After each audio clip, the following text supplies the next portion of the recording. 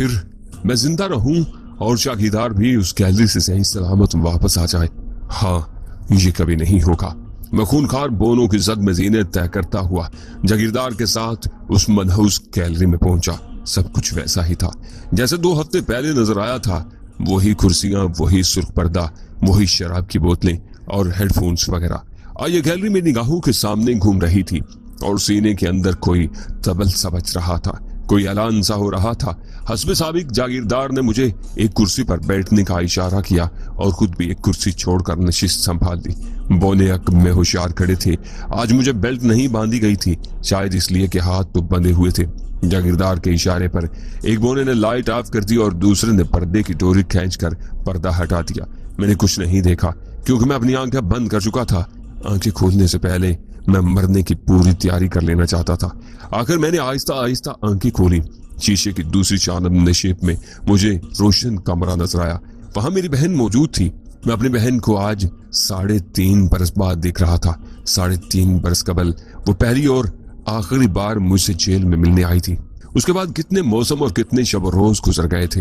अपनी सादा मासूम बहन की सूरत जेल की तारीकियों में मेरी उम्मीद का जुगनू बनी रही थी। जेल की तारीक रातों में मैंने सैकड़ों मर्तबा उसकी हंसी सुनी थी और उसकी मुस्कुराहट देखी थी। वो मुस्कुराहट जिसने मुझे मच्छरों और खटमलों से आबाद बैरकों में बचपन की बेफिक्र नींदें दी थी और मुस्तकबिल के सुहाने ख्वाब भी दिखाए थे। मैंने देखा रंगदार शीशे की दूसरी जानब मेरी बहन एक आरामदेह कुर्सी पर बैठी थी। उसके पांव एक परात में थे। परात में गर्म पानी था और रुई के टुकड़े थे। एक मुलाजमा बड़े आराम से उसके पांव धो रही थी। शुफ्ता के हाथ में एक थाली के अंदर सेब के टुकड़े थे। वो बड़ी बेदिली से और आहिस्ता आहिस्ता खा रही थी। उसकी आंखें रो रो कर सूजी हुई थी। शुफ्ता, शुफ्ता, मैं पूरे जोर से चिल्लाया। शुफ्ता चंद फुट दूर थी लेकिन उस तक मेरी आवाज नहीं पहुंच सकी। मैंने बेकरार होकर अपना सर रंगदार शीशे से टकरा दिया। खटके की आवाज ने दोनों मुलाजमाओं को ऊपर देखने पर मजबूर कर दिया। शुफ्ता ने भी थाली से सर उठाकर एक तायराना नजर ऊपर डाली, लेकिन तासरात से अंदाजा होता था कि उसे कुछ नजर नहीं आ रहा। मैंने इल्तिजा के लहजे में कहा, जागीरदार, एक बार मुझे अपनी बहन से मिला दो, सिर्फ एक बार। जागीरदार ने मेरे कंधे पर दोस्ताना थपकी दी। उसके इशारे पर बोनू ने डोरी खींचकर पर्दा बराबर कर दिया और बत्ती जला दी। आओ यार जानी, कमरे में चलते हैं, जागीरदार ने बेपनाह सफाकी से कहा। तुम्हारी बहन भी वहीं पहुंच जाएगी। जागीरदार की हदायत पर अमल करने के सिवा मेरे पास चारा नहीं था। हम अपनी जगह से उठे और पहले वाली तरतीब से चलते दोबारा कमरे में पहुंच गए। नई खादमा कालीन पर से हलवे और चाय की आलाइशें साफ कर चुकी थी और अब यहाँ के दस्तूर के मुताबिक हाथ नाप पर बांधे एक कोने में मुअद्दब खड़ी थी। नर्स शकीला भी मुझे विटामिन का इंजेक्शन देने के लिए मौजूद थी। चलो कुड़ियों, तुम दोनों बाहर चलो, जागीरदार ने हुक्म सादर किया। वो दबे कदमों बाहर निकल गईं तो कादिर जमान और मैं आमने सामने कुर्सियों पर आ बैठे। जमान ने सिगार सुलगाया। घनी और सख्त मूंछों के नीचे उसने खुशबूदार धुआं फिजा में छोड़ा और ठहरे हुए लहजे में बोला, यार जी, मेरे कुछ असूल हैं और उन असूलों को मैं जान से अजीज रखता हूँ। मेरी दोस्ती, दुश्मनी, मोहब्बत, नफरत सब असूलों पर कायम है। तुम मेरे उन असूलों से इख्तिलाफ कर सकते हो लेकिन मुझे बेअसूली का ताना नहीं दे सकते। तुम अब तक ये बात अच्छी तरह समझ गए होगे कि तुम्हारी हैसियत यहाँ एक कैदी की है। तुम्हारी इस कैद का सबब क्या है, ये एक दूसरा सवाल है। फिलहाल मैं तुम्हें उसका जवाब नहीं दे सकता। जो बात मैं अब तुमसे करना चाहता हूँ वो ये है कि तुम अपनी आंखों से अपनी बहन को देख चुके हो और ये देख भी चुके हो कि वो हमारे पास बिल्कुल महफूज है और उसे किसी तरह की तकलीफ नहीं। ये सूरत हाल इसी तरह बरकरार रहेगी, लेकिन इसके लिए तुम्हें एक काम करना होगा। मैंने कहा, तुम्हारा मतलब है कि मेरी बहन यहाँ यरगमाल है? हाँ यार जी, तुम्हारी बहन यहाँ यरगमाल है। तसल्ली हुई हो तो कुछ आगे अर्ज करूं? कहो। जागीरदार ने एक गहरा कश लेकर धुआं फिजा में छोड़ा। तुम्हें एक शख्स को कत्ल करना है, उसने एक लफ्ज पर जोर देकर कहा। मेरी सवालिया नजरें बदस्तूर जागीरदार के चेहरे पर लगी थी। उसने वास्केट की जेब से एक तस्वीर निकाली और मेरे सामने तपाई पर रखी। मैंने तस्वीर उठाई और जहन में चमाका सा हुआ। मैं उस शख्स को पहचानता था। ये एक 45-50 साल शख्स था। तस्वीर में वो अपनी बीवी और 2 बच्चों के साथ खड़ा नजर आ रहा था। बच्चों में एक लड़का था और एक लड़की। अचानक मुझे सब कुछ याद आ गया। उस शख्स का नाम रज्जाल शाही था, अहमद रज्जाल शाही। लाहौर जेल का सुप्रीडेंट था। जैसा कि मैं बता चुका हूँ, अपनी कैद का विलीन साल मैंने उसी जेल में काटा था। यकबार की रज्जाल शाही के बारे में मुझे सब कुछ याद आ गया। वो आम जेल अफसरान से बहुत मुख्तलिफ था, धीमे लहजे में बात करने वाला और इंसान को इंसान समझने वाला। मैंने उसे ज्यादा मर्तबा नहीं देखा था, शायद पूरे साल में 3-4 बार सामना हुआ था। हर बार उसकी आंखों में मुझे अपने लिए नर्म खोई की मिली जुली हैसियत नजर आई थी। एक बार उसने मुझसे कहा भी था, शाहजहान मैंने तुम्हारी हिस्ट्री शीट देखी है और फाइल भी पढ़ी है, खासे दिलचस्प आदमी मालूम होते हो। ऐसी बातें वो अक्सर दूसरे कैदियों से भी किया करता था। उसके अंदर आदमी को समझने और परखने की लामहदूद ख्वाहिश थी। जेल में भी वो नित नए इस्लाहात करता रहता था। वो सुपरिटेंडेंट से ज्यादा एक रिफॉर्मर नजर आता था। आज उस शख्स की तस्वीर मेरे सामने थी और एक जागीरदार मुझसे कह रहा था कि मैं उसे कत्ल कर दूं। मुझे सोचों में गुम देखकर जागीरदार आगा जमान ने कहा, क्या बात है, चुप हो गए हो? मैंने कहा, इसका कसूर तो तुम्हारी बहन का भी कुछ नहीं और तुम भी मेरा कुछ नहीं बिगाड़ सकते, लेकिन तुम दोनों गर्दन तक हालात की कीचड़ में धंसे हुए हो। याद रखो शाहजहान, ये दुनिया एक जंगल है और जंगल में किसी शिकार को किसी शिकारी से ये पूछने की जरूरत नहीं होती कि उसका कसूर क्या है। मैंने एक गहरी सांस ली। बहुत दिनों बाद दिल में तंबाकू की शदीद ख्वाहिश पैदा हुई। मैंने कहा, एक सिगार मिल सकता है? जागीरदार मुस्कुराया, सॉरी, ये भी मेरा एक असूल है। हाँ, सिगरेट मुहैया हो सकते हैं। कौन से पियोगे? जो मुहैया हो सके। उसने एक टिंगने को आंखों से इशारा किया। वो बाहर चला गया और चंद लम्हों बाद गोल्ड लीफ का पूरा एक डिब्बा दवाई पर लाकर रखा। मैंने एक सिगरेट निकाल कर सुलगाया। चंद कश लेने के बाद जज्बात का उबाल कम हुआ और दिमाग कदरे मारूजी अंदाज में सोचने लगा। अगर मैं इस शख्स को कत्ल कर दूं तो फिर, मैंने कहा, फिर तुम्हारी बहन हर तरह से महफूज होगी। जमान साहब, खुलकर बात करें। अगर मैं आपके कहने पर इस शख्स को कत्ल कर दूं तो आप मुझे और मेरी बहन को यहाँ से जाने की इजाजत दे देंगे? जागीरदार के चेहरे से मुस्कुराहट का निकाब उतर गया। वो गहरी संजीदगी से बोला, यार जी, तुम इस वक्त कोई मुतालबा पेश करने की पोजीशन में नहीं हो और ना ही मैं तुम्हारा कोई मुतालबा मान सकता हूँ। मुझे तुम्हारा जवाब हाँ या ना में चाहिए। मैं सुन होकर रह गया था। जागीरदार कभी अपना एतमाद जाहिर करता था कि वो कच्चे पांव भी नहीं खड़ा। मुझे खामोश पाकर उसने कहा, एक और बात, मैं इस काम के लिए तुम्हें ज्यादा से ज्यादा मोहलत नहीं दे सकता। 8-10 रोज के अंदर अंदर तुम्हें यह किस्सा खत्म करना होगा, दूसरी सूरत में तुम्हें नाकाम तस्वुर किया जाएगा। मैंने ऊपर तले सिगरेट के चंद कश लिए और कहा, ठीक है जमान साहब, मैं ये काम कर दूंगा।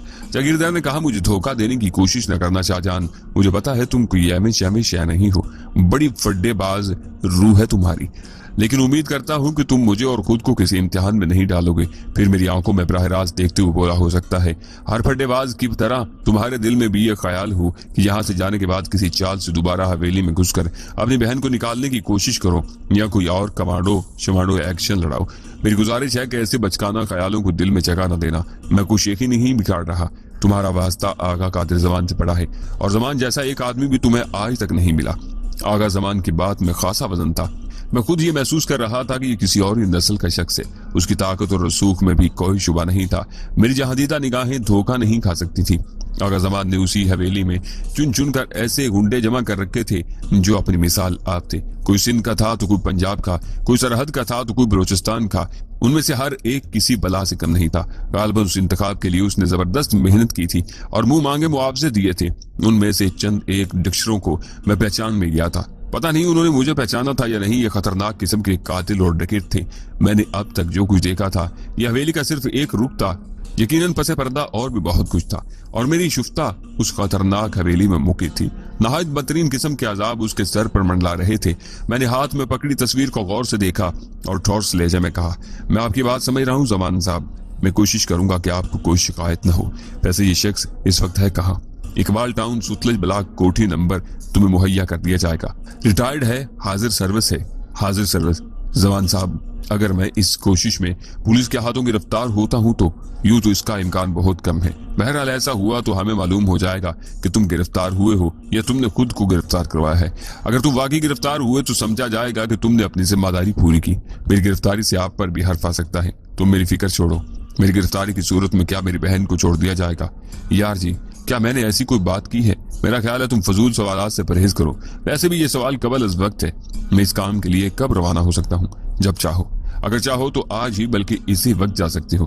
क्या तुम खुद को इस काबिल समझते हो? जी हाँ, मैंने मुख्तसर जवाब दिया। आप इस सिलसिले में मेरी क्या मदद कर सकते हैं?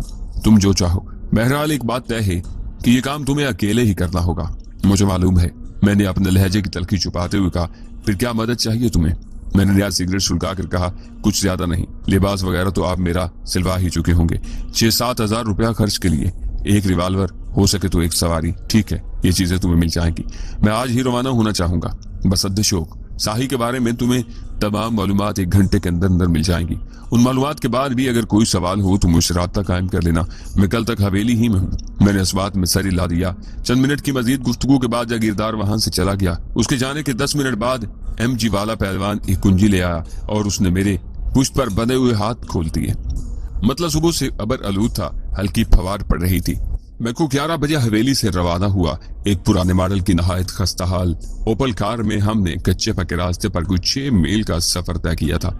हमसे मेरी मुराद मैं और ड्राइवर है। मैंने आला कपड़े की सफेद शलवार कमीज पहन रखी थी, उस पर स्याह शेरवानी थी। शेरवानी की जेब में पार्कर के 2 कीमती कलम और कलाई पर राडो घड़ी।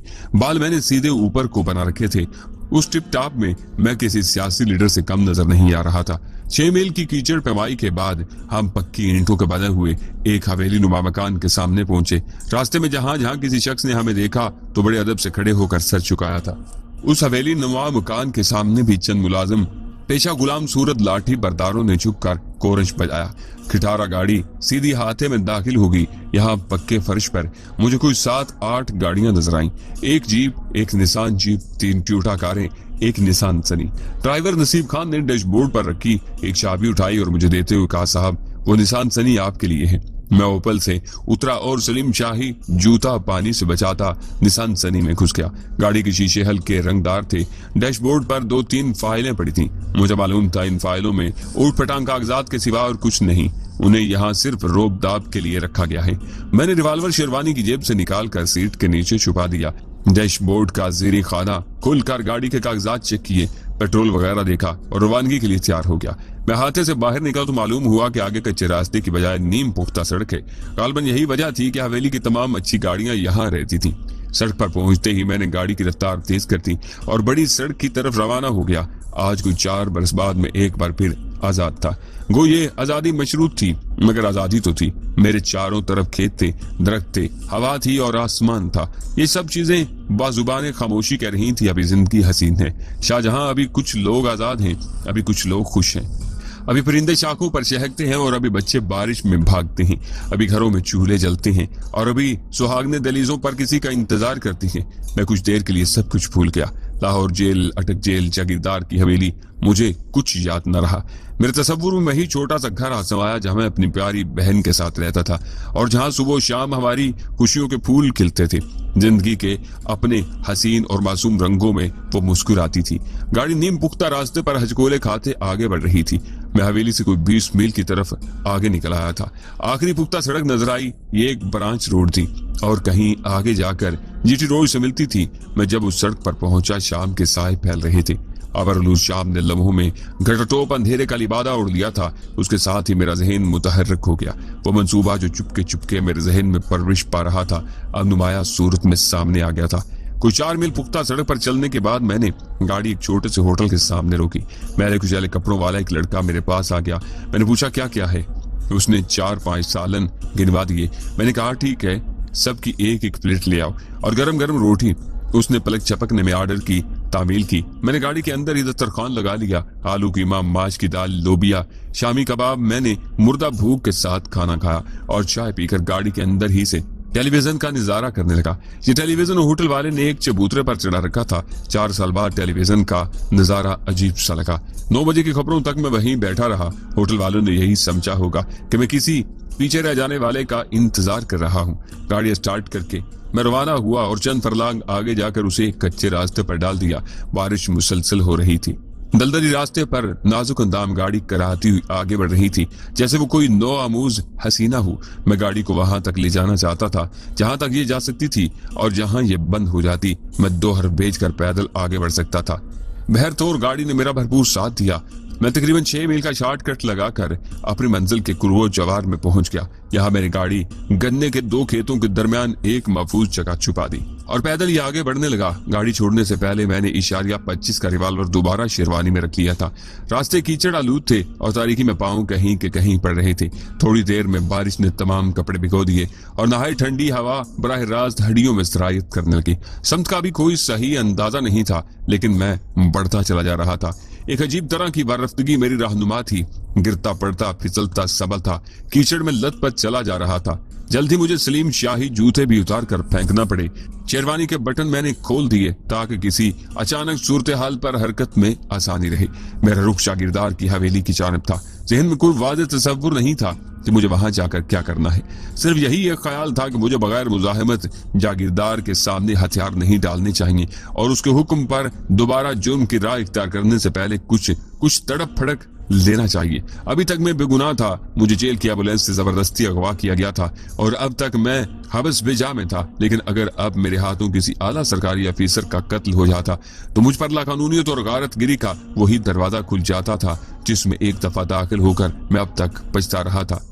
अपनी प्यारी बहन की मुसीबत ने मेरी सोचने समझने की सलाहियतें स्लिप कर ली थी और कुछ नहीं सूझ रहा था कि क्या करना है मुझे। जहन में एक मुहिम सा मंसूबा था जो नहायत खतरनाक भी था और जाहिरी तौर पर नाकाबिले अमल भी। मैं किसी भी तरह हवेली में घुसना चाहता था। उस हवेली की भूल भलियों से शुफ्ता को निकालना तो शायद दुश्वार होता, लेकिन यह तो हो सकता था कि मैं किसी ऐसे फर्द तक पहुंच जाऊं जिसकी जान जागीरदार को ऐसे ही प्यारी हो जैसे मुझे शुफ्ता की जान थी। सच्ची बात है, गर्दिश हालात ने मुझे हर ज़ाब्ता इखलाक से बेनियाज कर दिया था। हालात को भूल जाना भी इंसान की मजबूरी है। अपनी बहन को बेरहम कातलों के चुंगल से निकालने के लिए मैं जागीरदार के किसी भी चहेते की कनपट्टी पर अपना रिवाल्वर रख सकता था, चाहे वो कोई 100 साल बूढ़ा होता या 2 साल का बच्चा। उसके अलावा मेरी समझ में कोई और तरीका नहीं आ रहा था। मैं जानता था कि कानून का दरवाजा खटखटाने का मतलब शुफ्ता की अज़ियतनाक मौत के सिवा और कुछ नहीं होगा। यह तसव्वुर ही मेरे लिए जानलेवा था। मैं अपने ख्यालों में गुम था जब दूर से हवेली की मध्यम रोशनियां नजर आने लगी। मैं और मोहतात हो गया। सुबह वक्त रवानगी में मुहल्ले वकू का जायजा ले चुका था। कमाद और मकई के खेतों से होता हुआ मैं वसी और इस इमारत के पिछवाड़े की जानब निकल गया। दूर से हवेली की संगलास बेरहम चारदीवारी नजर आने लगी। उस चारदीवारी के कई हिस्से ट्यूब लाइट्स की रोशनी में चमक रहे थे। मैं मोहतात कदमों से करीब तर होता चला गया। कमाद के खेत बैरूनी चारदीवारी से मिले हुए थे। मैं उन खेतों में चलता और पांव में कांटे तोड़ता बैरूनी दीवार के बिल्कुल पास पहुंच गया। मैं पहली दफा उस दीवार के इतना नजदीक आया था। उसकी ऊंचाई मेरे अंदाजे से कोई 1 फुट से ज्यादा यानी 9 फुट थी और खारदार बाड़ थी जो लोहे के एल आयरन के साथ अंतर की तरफ झुकी हुई थी। चारों तरफ मुकम्मल सन्नाटा था। सिर्फ बारिश की मध्यम सदा थी जो मुसलसल कमाद के पत्तों पर गिर रही थी। एकाएक ही मुझे हल्की सी आहट सुनाई थी। मेरे आसाब तन गए। कोई मेरे बहुत करीब मौजूद था, कोई इंसान या जानवर। मैं अपनी जगह बेहिस्सो हरकत बैठ गया और फसल की ओर से तारीकी में देखने की कोशिश करने लगा। मेरे का हाथ खुद ब खुद रिवाल्वर पर पहुंच चुका था। चलने में बाद मुझे हवेली की दीवार के साथ एक हेवजा सा नजर आया। उसका फासला मुझसे कोई 25 फुट था। मुझे ये समझने में देर न लगी कि हेवला किसी इंसान ही का है। दबी दबी सिसकियों की आवाज भी यही कुछ समझा रही थी। कुछ देर बाद धम धम की आवाजें आई। मैंने गौर किया तो पता चला कि दीवार की जड़ में बैठा हुआ हेवला दीवार से सर टकरा रहा है। खुदाया, ये क्या माजरा है? मैंने बेपनाह हैरानी से सोचा, उस बलाखेज सर्दी में, उस तारीकी और बारिश में ये शख्स यहाँ क्या कर रहा है? क्यों हसरत और गम की तस्वीर बना हुआ था? उस शख्स का सर दीवार की तरफ था। यूं भी बे आवाज चलता यहाँ तक मैं पहुंचा था। यही वजह थी कि वो मेरी आमद से बेखबर रहा। कुछ सोचकर मैं फसल की ओर से निकला और धीमे कदमों से हेवले की चान पड़ा। अचानक वो पुरस्कार शख्स मेरी मौजूदगी से बाखबर हो गया। उसके सर ने तेजी से हरकत की, फिर किसी बुदके हुए जानवर की तरह वो उठ भागा। उसके अंदाज में इंतहा दर्जे का खौफ शामिल था। मैं बेसाख्ता उसके पीछे लपका। उस मौका पर आवाज देना दुरुस्त नहीं था। वो दौड़ में मुझसे कमतर नहीं था, लेकिन एक जगह उसका पांव फिसल गया। उसे संभलते संभलते मैं सर पर जा पहुंचा। उससे पहले कि वो अपनी साबका रफ्तार तक पहुंचता, मैंने उस पर छलांग लगाई और उसे लेता हुआ नरम नरम रूई जैसी हल फिर जमीन पर गिरा। उसके जिस्म पर हाथ फेरते ही मुझे अंदाजा हो गया कि वो मजबूत जिस्म कबाली के कड़ियल जवान है। नीचे गिरते ही उसके मुंह से एक फाहिश गाली निकली और उसने बेदुरेग मेरी पेशानी पर टक्कर मार दी। मुझे उससे इस हरकत की हरगिज तवक्को नहीं थी। मैं तो उसे नीचे भी गिराना नहीं चाहता था। ऐसा मैंने सिर्फ उसे रोकने की कोशिश में किया था। टक्कर खाकर मेरा दिमाग भी घूम गया। मैं जवाबन एक जोरदार हाथ उसकी ठोड़ी पर जमा दिया। वो जोर लगाकर मुझे पहलू के बल गिराने की कोशिश करने लगा। उस वक्त मुझे उसके बाएं हाथ की गैर मौजूदगी का एहसास हुआ। बाएं हाथ मुझसे पंजा आजमा नहीं था, बल्कि किसी और काम में मसरूफ था। मेरी ये खबरदारी मेरी जिंदगी की जमानत बन गई थी, वरना जो गरारी दार चाकू मेरे मुकाबिल की कमीज के नीचे से उसके हाथ में आने वाला था, वो एक लम्हे के बाद मेरी आंतें कीचड़ पर ढेर कर देता। चाकू के बाहर आते आते मैंने मुकाबिल की कलाई जकड़ ली और दूसरे हाथ से एक तूफानी मुक्का उसकी नाक पर मारा। मेरा वास्ता एक सख्त जान से पड़ा था, वरना वो ये मुक्का खाकर जरूर हाथ पैर ढीले छोड़ देता। उसने न सिर्फ उस जर्ब को बर्दाश्त किया बल्कि एक मुंह जोर झटके से मुझे नीचे गिरा दिया। मेरी सलामती का दारोमदार मेरे दाएं हाथ की गिरफ्त पर था। अगर ये गिरफ्त खत्म हो जाती तो बेमुहार चाकू जिस्म के किसी भी हिस्से में दाखिल हो जाता। दलदली जमीन पर हम दोनों के दरमियान एक संगीन कशमकश शुरू हो गई। मैं किसी कीमत पर कलाई से अपनी गिरफ्त खत्म नहीं करना चाहता था और मेरा हरीफ हर कीमत पर अपने चाकू के आजादाना इस्तेमाल की ख्वाहिश रखता था। उसके मुंह से कालियां भूचाड़ की सूरत निकल रही थी। लगता था दुनिया से बहुत उकताया हुआ है, मर जाना चाहता है या मार देना चाहता है। पता नहीं किसका सताया हुआ था, ये मेरी जान को आ गया था और वाकईतन अगर उसके मुकाबले कोई कमजोर शख्स होता तो उसका बचना मुहाल था। मैंने उसे बमुश्किल काबू कर रखा था। आखिरकार मुझे एक मौका मिल गया। मैंने जोर आजमाई के दौरान अपनी एक टांग गैर महसूस तौर पर आजाद करवा ली और फिर घुटने की एक वैश्याना जर्ब उसकी नाफ पर दे मारी। ये एक तबाहकुन जर्ब थी। एक लम्हे के लिए मध्य मुकाबल के रगो पट्टे ढीले हुए और मैंने पूरी कुव्वत से उसका बाजू मोड़कर पीठ पर लगा दिया। उसके हल्क से बेसाख्ता आह निकली, चाकू पके हुए फल की तरह उसके हाथ की टहनी से जुदा होकर कीचड़ में जा गिरा। मैंने रंगा लगाकर उसे धक्का दिया और वो मेरे सामने ऊंधे मुंह खेत में गिर गया। मुझ पर अब वहशत गालिब आ गई थी और अगर मेरा हरीफ मजीद तनफन दिखाता तो मैं बिला दरेग उसका कंधा उखाड़ डालता। कौन है तू? मैंने वो सीधी सरगोशी की। जवाब में उसने जागीरदार और हवेली के मकीनों को शाहकार गालियां दी और मुझे भी उस रगड़े में रख लिया। गालबन वो मुझे जागीरदार का करिंदा समझ रहा था। मैंने कहा, और रानी खां के साले, अपनी जुबान जरा काबू में रख और दोस्त दुश्मन की पहचान करना सीख। मेरा जागीरदार से कोई ताल्लुक नहीं है। उसने मुझसे एक नाजेबा रिश्ता जोड़कर फरमाया, फिर किससे ताल्लुक है तेरा? दिल चाहा कि मैं भी जवाबन उससे कोई अच्छा रिश्ता जोड़ूं, लेकिन ये मौका गाली गलोच का नहीं था। मैंने कहा, पागल खाने, अगर तू मेरी बात इत्मीनान से सुनने का वादा कर ले तो मैं तेरा ये बाजू छोड़ देता हूँ। उसने कदरे नरम पड़ते हुए कहा, तू है कौन? मैंने आहिस्तगी से उसका बाजू छोड़ दिया और 2 कदम पीछे हटकर खड़ा हो गया। अब वो कीचड़ पोश मेरे सामने था। मैंने कहा, देख भाई, अगर जोर आजमाई का शौक है तो मैं अब भी हाजिर हूँ, लेकिन इससे कोई फायदा होने वाला नहीं। मुझे लग रहा है कि हम दोनों किसी एक ही किश्ती के सवार हैं। तो क्या कर रहा था वहां हवेली की दीवार के साथ? मेरे हरीफ ने मुझे सरतापा घूरा। उसका रवैया नरम पड़ता महसूस हुआ। बोला, अगर तुम जागीरदार के बंदे नहीं तो तुम वहां क्या कर रहे थे? मैंने सर खुजाया। सवाल तो तेरा माकूल है भाई, लेकिन क्या यहाँ खड़े खड़े जवाब चाहते हो? यकायक जैसे हम दोनों के दरमियान बहुत सी शकूक व शुबहात दूर हो गए, उसने कहा, मेरा नाम सफ्तर अली है। मैं उस सामने वाले गांव में ठहरा हुआ हूँ। अगर तुम चाहो तो हम वहां जा सकते हैं। मैंने बाएं जानब देखा। खेतों के पार गांव के आसार नजर आ रहे थे। ज्यादा से ज्यादा 2 फरलांग का फासला होगा। मैंने नीचे कीचड़ में हाथ फेर कर सफ्तर अली का गुमशुदा चाकू तलाश किया और उसे थमाते हुए कहा, चलो ठीक है, मैं चलता हूं तुम्हारे साथ। वैसे भी यहाँ रुकना मुनासिब नहीं। हम ऊंचे कमादों के अंदर पगडंडी चलते गांव में पहुंच गए। उस वक्त रात 12:30 का अमल था। बारिश में भीगा और सर्दी में ठिठरा हुआ गांव तारीखी का कंबल ओढ़े बेखबर सो रहा था। कहीं कोई पहरेदार नहीं था। आवारा कुत्ते भी कोने खुदरों में छुपे हुए थे। सफ्तर अली और मैं गांव के बीचों बीच पहले एक ठिठरे हुए जोहड़ में गोताजन हुए। कीचड़ से कुछ रिहाई हासिल हुई तो एक मकान के दरवाजे के सामने जा रुके। दस्तक पर लाठी की ठक ठक सुनाई दी और किसी ने अंदर से कुंडी गिरा दी। मैंने देखा एक 30-35 साल शख्स 2 बैसाखियों के सहारे एक हाथ की उंगलियों में लालटेन फंसाए खड़ा था। सफ्तर अली ने कहा, मुआफ करना शहामत, मुझे देर होगी। रास्ते में ये भाई साहब मिल गए थे। मुसाफिर हैं, इनकी गाड़ी डकनाले के पास खराब हो गई है। शहामत जल्दी से दरवाजा छोड़ते हुए बोला, आओ आओ जी, आपका अपना घर है जी। हम तीनों आगे पीछे घर की बैठक में दाखिल हुए। शहामत एक बाइखलाक देहाती था। वो उस वक्त घर वालों को जगा कर चाय पानी का इंतजाम करना चाहता था, मगर मैंने उसे सख्ती से रोक दिया। सिर्फ ये दरख्वास्त की कि खुश कपड़ों का एक जोड़ा मिल जाए। शहाबत ने पलक झपकने में मुझे एक तहबंद कमीज ला कर दी। उस दौरान मेरा हरीफ सफ्तर अली मिट्टी की अंगीठी में आग जला चुका था। थोड़ी ही देर में कमरा गर्म हो गया। हम दोनों कपड़े बदल कर आग के सामने बैठ गए। शहामत को मजबूर करके हमने सोने के लिए भेज दिया। वो सफ्तर अली की फूली हुई नाक देख देख कर शक में मुब्तला हो रहा था। मेरे जोरदार मुक्के ने सफ्तर अली को यही बोसा दिया था। उसके अलावा मेरे चेहरे पर भी खराशें थीं और शेरवानी का गला उधड़ा हुआ था। पाँव मेरे पहले ही नंगे थे। उन हालात में शहामत अली का शक में मुब्तला होना गलत न था। शहामत के जाने के बाद सफ्तर अली ने कहा, बेचारा बड़ा अच्छा इंसान है। मैंने खामखा इससे झूठ बोल दिया। खैर कोई बात नहीं, सुबह बता दूंगा। अब आप बताएं यहाँ किस तरह आना हुआ? वो एकदम ही तुमसे आप पर आ गया था। शायद मेरे कीमती लिबास और टिप टाप ने उसे मुतासर कर दिया था। मैंने बेतकल्फी से कहा, भरा मेरे, ये आप शाप छोड़, मुझे तुम क्या कर ही बोला। सीधा सादा बंदा हूं मैं तेरी तरह। वो नाक से हिला कर बोला, हाँ तो क्या मुसीबत आन पड़ी थी तुम पर इस वक्त। मैंने कहा, यही सवाल मैं तुमसे भी पूछ सकता हूँ।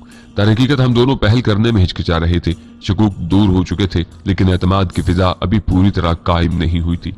बातें करते हुए अचानक मेरी निगाह उस पीली शलवार पर जा पड़ी जो अभी सफदर ने उतार कर खूंटी पर लटकाई थी। मैं देखकर हैरान रह गया कि शलवार पर पीछे की तरफ खून के धब्बे ताजा नजर आ रहे थे। यकीनी बात थी कि उन धब्बों पर सफदर की नजर नहीं पड़ी, वरना वो जरूर उन्हें छुपाने की कोशिश करता। मेरे मुंह से बेसाख्ता निकल गया ये खून।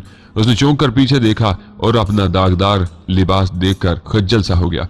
खून के कुछ धब्बे उसकी कमीज पर भी नजर आ रहे थे। गहरी सांस लेकर बोला, अच्छा पहले मैं तुम्हें अपने बारे में बताता हूँ। मैं गुजरात का रहने वाला हूँ। डबल MA करने के बाद बेरोजगार फिर रहा हूँ। जैसा कि तुम जानते हो और तुमने कहानियों में भी पढ़ा होगा, हर पढ़े लिखे बेरोजगार नौजवान की एक महबूबा भी होती है जिसे हासिल करने के लिए और जिसके बच्चों का बाप बनने के लिए वो दफ्तरों के रास्ते में जूतियां खींचता है और नौकरी तलाश करता है। मेरे हालात भी उससे मिलते जुलते हैं। मैं अंजुम नामी एक लड़की से प्यार करता हूँ। वो BSc कर रही थी। उसकी तहाइश हमारे ही मोहल्ले में हमारे घर के करीब है। बेहद शरीफ और खामोश तबाह लोग हैं। अंजुम 3 बहनों में मंजली है, भाई वगैरह कोई नहीं। उसका वालिद अकाउंटेंट है। अंजुम से मेरी वाबस्तगी बहुत पुरानी है। उस वक्त वो शायद 9वीं जमात में पढ़ती थी और मैं 2nd ईयर में था। वक्त के साथ साथ हमारी मोहब्बत में शिद्दत आती गई। गुजरने वाले हर मौसम और बीतने वाले हर साल के साथ हम एक दूसरे के लिए लाजम हो मलजूम होते गए।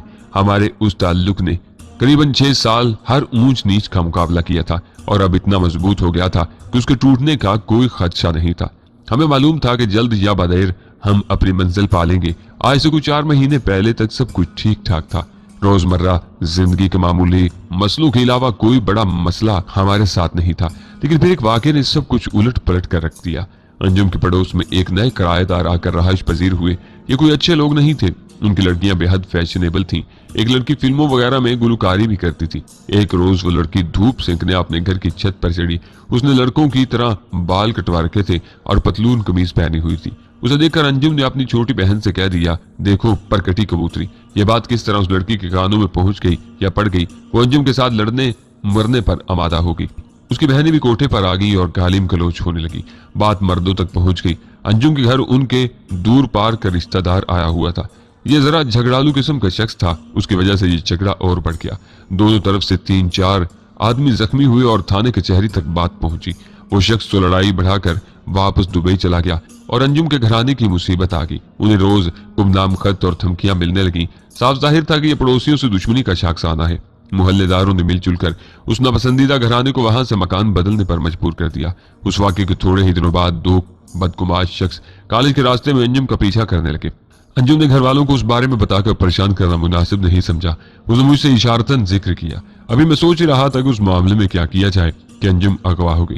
मेरे सर पर जैसे आसमान टूट पड़ा। पुलिस में रिपोर्ट दर्ज हुई। अंजुम के साबका पड़ोसियों को शामिल तफ्तीश किया गया, लेकिन कुछ पता न चला। ये बहुत बहादुर लोग हैं, अपने हाथ पांव बचाना खूब जानते हैं। उन्हीं दिनों अपने एक जानने वाले की जुबानी मुझ पर एक खौफनाक इंकशाफ हुआ। अस्कर नामी ये शख्स GT रोड के एक पेट्रोल पंप पर काम करता है। उसने बताया कि कल रात एक टोयोटा कार पेट्रोल पंप पर पेट्रोल के लिए रुकी। उसमें कुछ साजिंदे और एक उदेड़ उम्र नायिका सवार थी। उसके अलावा स्याह बुरके में एक लड़की भी थी। लड़की के चेहरे पर बारीक नकाब था। पानी पीने के लिए उसने नकाब हटाया तो असगर देखकर दंग रह गया था। वो अंजुम थी। उसे 99% यकीन है कि वो अंजुम थी। इतने में गाड़ी आगे चलती। असगर को कुछ और तो नहीं सूझा। उसने नंबर नोट कर लिया। ये नंबर आकर उसने मुझे दे दिया। ये भक्कर का नंबर था। मैंने एक वाकिफ कार के जरिए फौरी तौर पर पता करवाया। मालूम हुआ कि यह गाड़ी किसी आगा कादर जमान के नाम रजिस्टर्ड है और ये शख्स गांव झोंक जामिन का रहने वाला है। बाद मालूम हुआ कि यह शख्स बहुत बड़ा जागीरदार है और नहायत बासर शख्स है। मुझे कुछ सुझाई नहीं दे रहा था क्या करूं। पुलिस की तरफ से मुझे कलाश किस्म को क्या मदद मिल सकती थी। बासर अफराद के सामने पुलिस वालों की कारकर्दगी वैसे भी सिफर रह जाती है। यूं भी मैं उस मामले की तशहीद करके अंजुम की बर्बादी को बदतरीन शक्ल देना नहीं चाहता था। बचपन की मोहब्बत ने पुकारा और दिल ने मजबूर किया तो मैं तमाम अंदेशों को झटक कर अकेला ही गुजरात से बरास्ता जंग बक्कर की तरफ रवाना हो गया। एक तवील और कठिन सफर के बाद मैं फकीरों के हाल में यहाँ पहुंचा। पेट में भूख और जिस्म पर मैला कुचैला लिबास था। मैं इस गांव के करीब से गुजर रहा था कि रात के अंधेरे में दबी दबी चीखें सुनकर ठिठक गया। ये निस्वानी आवाजें दरख्तों के अंदर से आ रही थी। मैं हैरान होकर दरख्तों की तरफ बढ़ा तो एक दुबले पतले दराज का देहाती ने मेरा रास्ता रोक लिया। कहने लगा, क्या बात है बाबू। मैंने कहा, वहां कीकरों के पीछे क्या हो रहा है। कहने लगा, मेरी घरवाली है, उस पर जिन का साया है, पीर साहब से उसका इलाज करवा रहा हूँ। इतने में औरत की चीखती हुई आवाज आई, खुदा के लिए बचाओ, खुदा रसूल के लिए बचाओ। मैंने दुबले पतले शख्स से कहा, पहलवान जी ये तो कोई और ही मामला लगता है। उस शख्स के चेहरे पर किस्यानी से मुस्कुराहट नजर आई, मेरे गले में बाजू डालकर मुझे एक तरफ ले गया और लोफरों के अंदाज में बोला, बाबूजी छोड़ो, किस चक्कर में पड़ गए हो, जवान जहान आदमी हो, चलो तुम भी रांझा राजी कर लेना, बड़ी चलती फिरती कुड़ी है, इससे 2 या 3 से कोई फर्क नहीं पड़ने वाला। ये आवाजें तो वो नखरे में निकाल रही है। मेरे जहन में अंगारे भर गए, ये खबीस मुझे भी अपने साथ गुनाह में शरीक करना चाहता था। चोर को सारे चोर नजर आते हैं, उसे भी हर शख्स इज्जत का लुटेरा नजर आ रहा था। दर हकीकत वो मेरा डेल डोल देख कर डर गया था और अब उसे समझ में नहीं आ रही थी कि हालात को कैसे काबू करे। इतने में लड़की की एक और चीख बुलंद हुई, मैं काबू से बाहर हो गया। नतीजे से बेपरवाह होकर मैंने एक जोरदार हाथ उसके मुंह पर मारा, वो उछलकर झाड़ियों में जान गिरा। मैं लपक कर चीखों के समत गया। चंद गज आगे एक छोटी सी कुटिया नजर आ रही थी, अंदर लालटेन की मध्यम रोशनी हो रही थी। उससे पहले कि मैं कुटिया में दाखिल होता, दुबले शख्स ने मेरे अकब से आवाज दी, बादे ओ बादे। बादे उस शख्स का नाम था जो कुटिया के अंदर लड़की से दस्तराजी कर रहा था। आवाज सुनते ही वो बाहर की तरफ रखा, उसके हाथ में लोहे का वजनी चिमटा था। मुझे अपने सामने देखकर उसने चिमटे को लाठी की तरह इस्तेमाल किया और बेदरीग मेरे सर को निशाना बनाया। मैंने झुककर ये वार बचाया और टांग की जोरदार जरब बंद मुकाबिल के सीने पर टिकाई। वो लड़खड़ा कर कई गज पीछे झाड़ियों में गिरा और एकदम उठकर भाग निकला। इतने में मुझे अकब से भी भागते कदमों की आवाज आई। यकीनी बात थी कि दुबला पतला शख्स भी फरार हो रहा है। दोनों खासे बोधे साबित हुए थे। मैं कुटिया में घुसा तो लालटेन की रोशनी में एक लड़की नजर आई। उसके जिस्म पर नाकाफी लिबास था, शायद उस वजह से वो उठकर भाग नहीं सकी थी और एक कोने में सिमटी हिचकियों से रो रही थी। मैंने उसे अपनी गर्म चादर तन ढांपने के लिए दी और तसल्ली तशवीह के बाद बातें की। उसने बताया, मेरा नाम सुगरा है, मेरा भाई टांगों से माजूर है, मेरी माँ बीमार रहती है और पिछले साल मेरा चाचा सांप के काटने से फोत हो चुका है।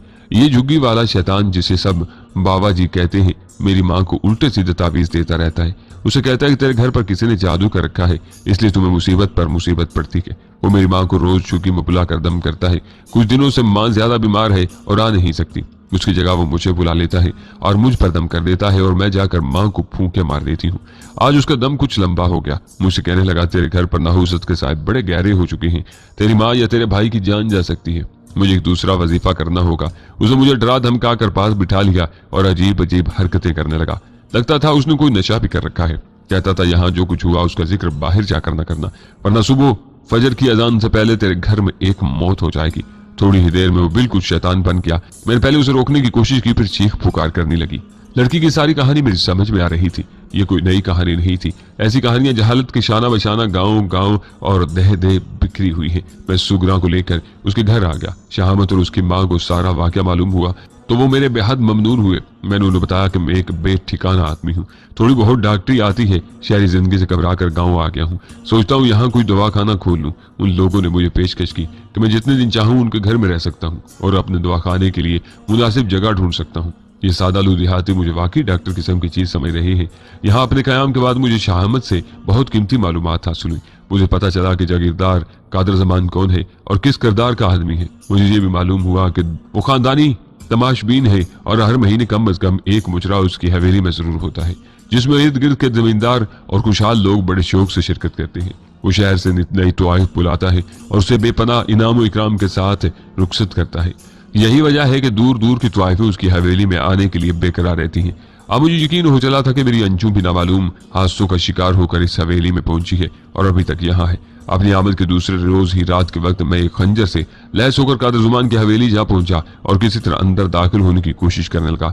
मेरी ये कोशिश नहायत तवील साबित हुई। कई रातें मैं लगातार जद्दोजहद करता रहा, लेकिन कोई ऐसा तरीका समझ में नहीं आया जो मुझे सलामती के साथ अंदर पहुंचा सके।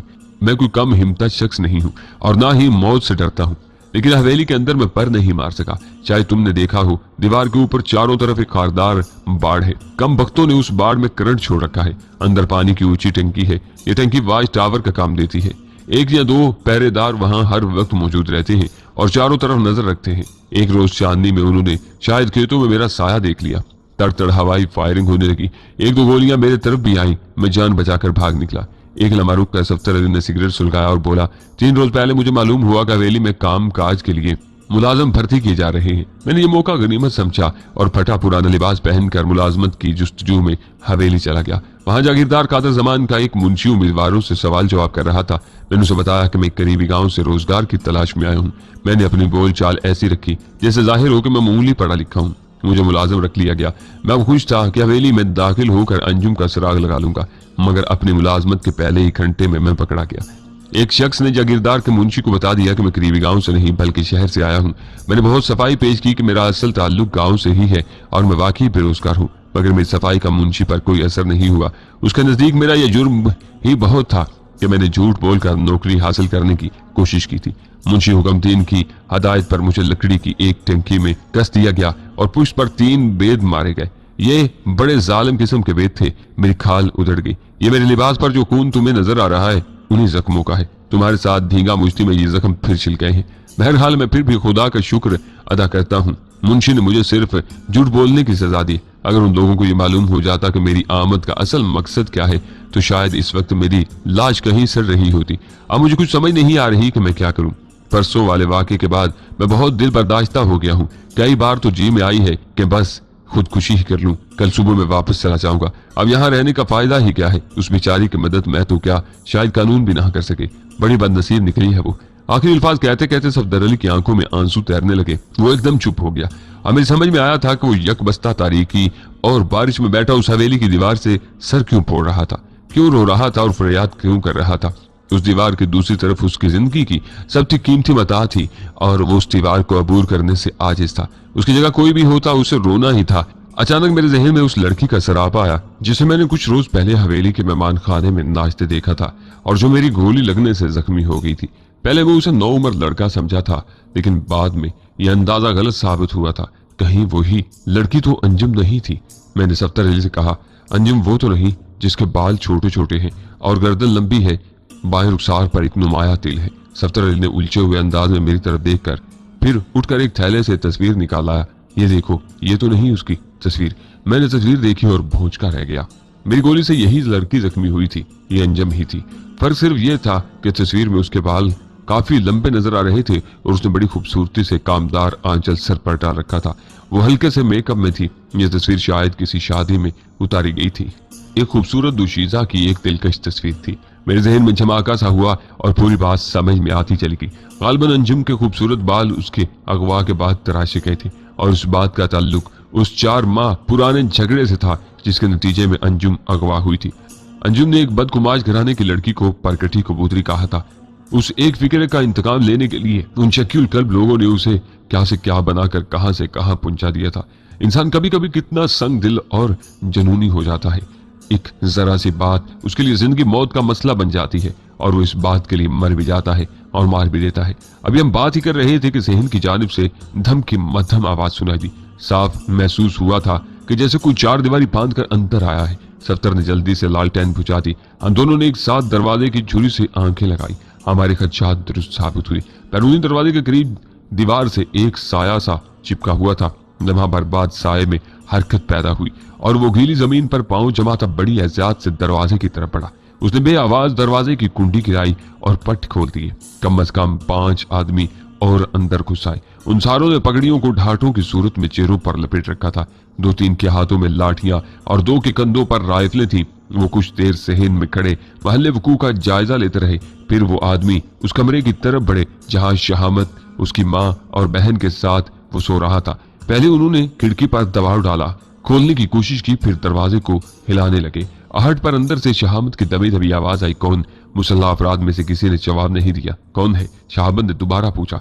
जवाब में एक लंबे शख्स ने गजबनाक लहजे में गाली देकर कहा, मादे वीर दरवाजा खोल, तेरे पियो आए ने। तब 2 अफराद ने भागकर दरवाजे को कंधे से टक्कर मारी। वो पुरानी लकड़ी का ढीला ढाला दरवाजा था, तड़ाक से खुल गया। अंदर से निस्वानी चीखें सुनाई थी। 5 अफराद भरमार कर अंदर पहुंच गए। 2-3 कर्जदार आवाजें सुनाई थी और चीखने वाली आवाजें सहम कर खामोश हो गई। मुसल्ला अफराद ने अहले खानों को डरा धमका कर चुप करवा दिया था। कहाँ है वो तेरा बहनोई? चलने के बाद किसी ने गुर्रा कर कहा। फिर शहामत को एक जोरदार धक्का लगा और वो अपनी बैसाखियों पर लुढ़कता हुआ सहन में आ गिरा। एक चौड़े चिकले शख्स ने दराज गज शख्स से कहा, उस्ताद जी, एक दरवाजा वो भी है। उसका इशारा हमारे कमरे की तरफ था। 3-4 आदमी हमारे दरवाजे पर पहुंचे। दरवाजा खोलो भड़वे। दराज गज शख्स जिसे उस्ताद जी कहा गया था बेपनाह तेज से बोला। हम दोनों तारीकी में खामोश खड़े हुए थे। एक शख्स ने आगे बढ़कर जोर से दरवाजे पर दस्तक दी। ये दस्तक बज़ाहिर उसने अपनी लाठी से दी थी, लेकिन आवाज से अंदाजा हुआ कि ये लाठी नहीं बल्कि लंबा सा आयरनी चिमटा है। ये समझना मुश्किल नहीं था कि ये कौन लोग हैं। सफ्तर ने मेरे कान में सरगोशी की। बाबा और उसके साथी। जोर से बिजली चमकी। चंद लम्हों के लिए सहन का मंजर वाजे हो गया। मेरा हाथ दीवार की तरफ बढ़ा। यहाँ मेरी गीली शेरवानी लटकी हुई थी, जिसकी जेब में इशारिया 25 का भरा हुआ रिवाल्वर था। मैंने जेब में हाथ डाला और शॉपिंग बैग के अंदर से रिवाल्वर निकाल लिया। सफ्तर लालटेन बुझा चुका था, लिहाजा कमरे में गहरी तारीकी थी। मैंने हाथ घुमाकर सफ्तर का कंधा ढूंढा, फिर उसके कान में सरगोशी की। मैं चारपाई के नीचे छुप जाता हूँ। तुम दरवाजा खोल दो। लेकिन सफ्तर के होंठों से लर्जा आवाज निकली। लेकिन कुछ नहीं। मैंने उसकी बात काटी। नहीं खोलोगे तो वो तोड़ देंगे। चलो खोल दो दरवाजा। मैंने उसे दरवाजे की तरफ धकेला और खुद जहाजी साइज की चारपाई के नीचे रींग गया। यहाँ एक संदूक पड़ा हुआ था। संदूक के हक में दीवार के साथ मेरे लिए छुपने की बड़ी मौजूद जगह बन गई थी। मैं यहाँ घुस गया। मेरा रुख दरवाजे की तरफ था और रिवाल्वर की लबलबी पर शहादत की उंगली बिल्कुल तैयार हालत में थी। दरवाजा एक बार फिर जोर से खटखटाया गया और उसके साथ ही करीहा गालियों की बुछाड़ अंदर आई। उन गालियों के पसे मंजर में शहामत की माँ और बहन की चीखें घुटी घुटी थी। यूं लगता था हमलावरों ने उन्हें बुरी तरह खौफजदा कर रखा है। कदमों की चाप से मैंने अंदाजा लगा लिया था कि सफदर दरवाजे की जानिब बढ़ा है। उसके हाथों ने टटोल कर कुंडी तलाश की और दरवाजा खोल दिया। दरवाजा खुलते ही लालटेन की रोशनी कमरे में चली आई। उसके साथ ही सफदर को जोरदार धक्का लगा और वो लड़खड़ाता हुआ चारपाई पर आन गिरा। कई अफराद यलगार करके अंदर घुस आए। नीम तीरगी में मुझे उनकी सिर्फ जेर टांगे नजर आ रही थी। अंदर घुसते ही उन्होंने सफ्तर को बेदरेग मारना शुरू कर दिया। घोसों और ठोकरों के अलावा उसे राइफल के बट भी रसीद कर रहे थे।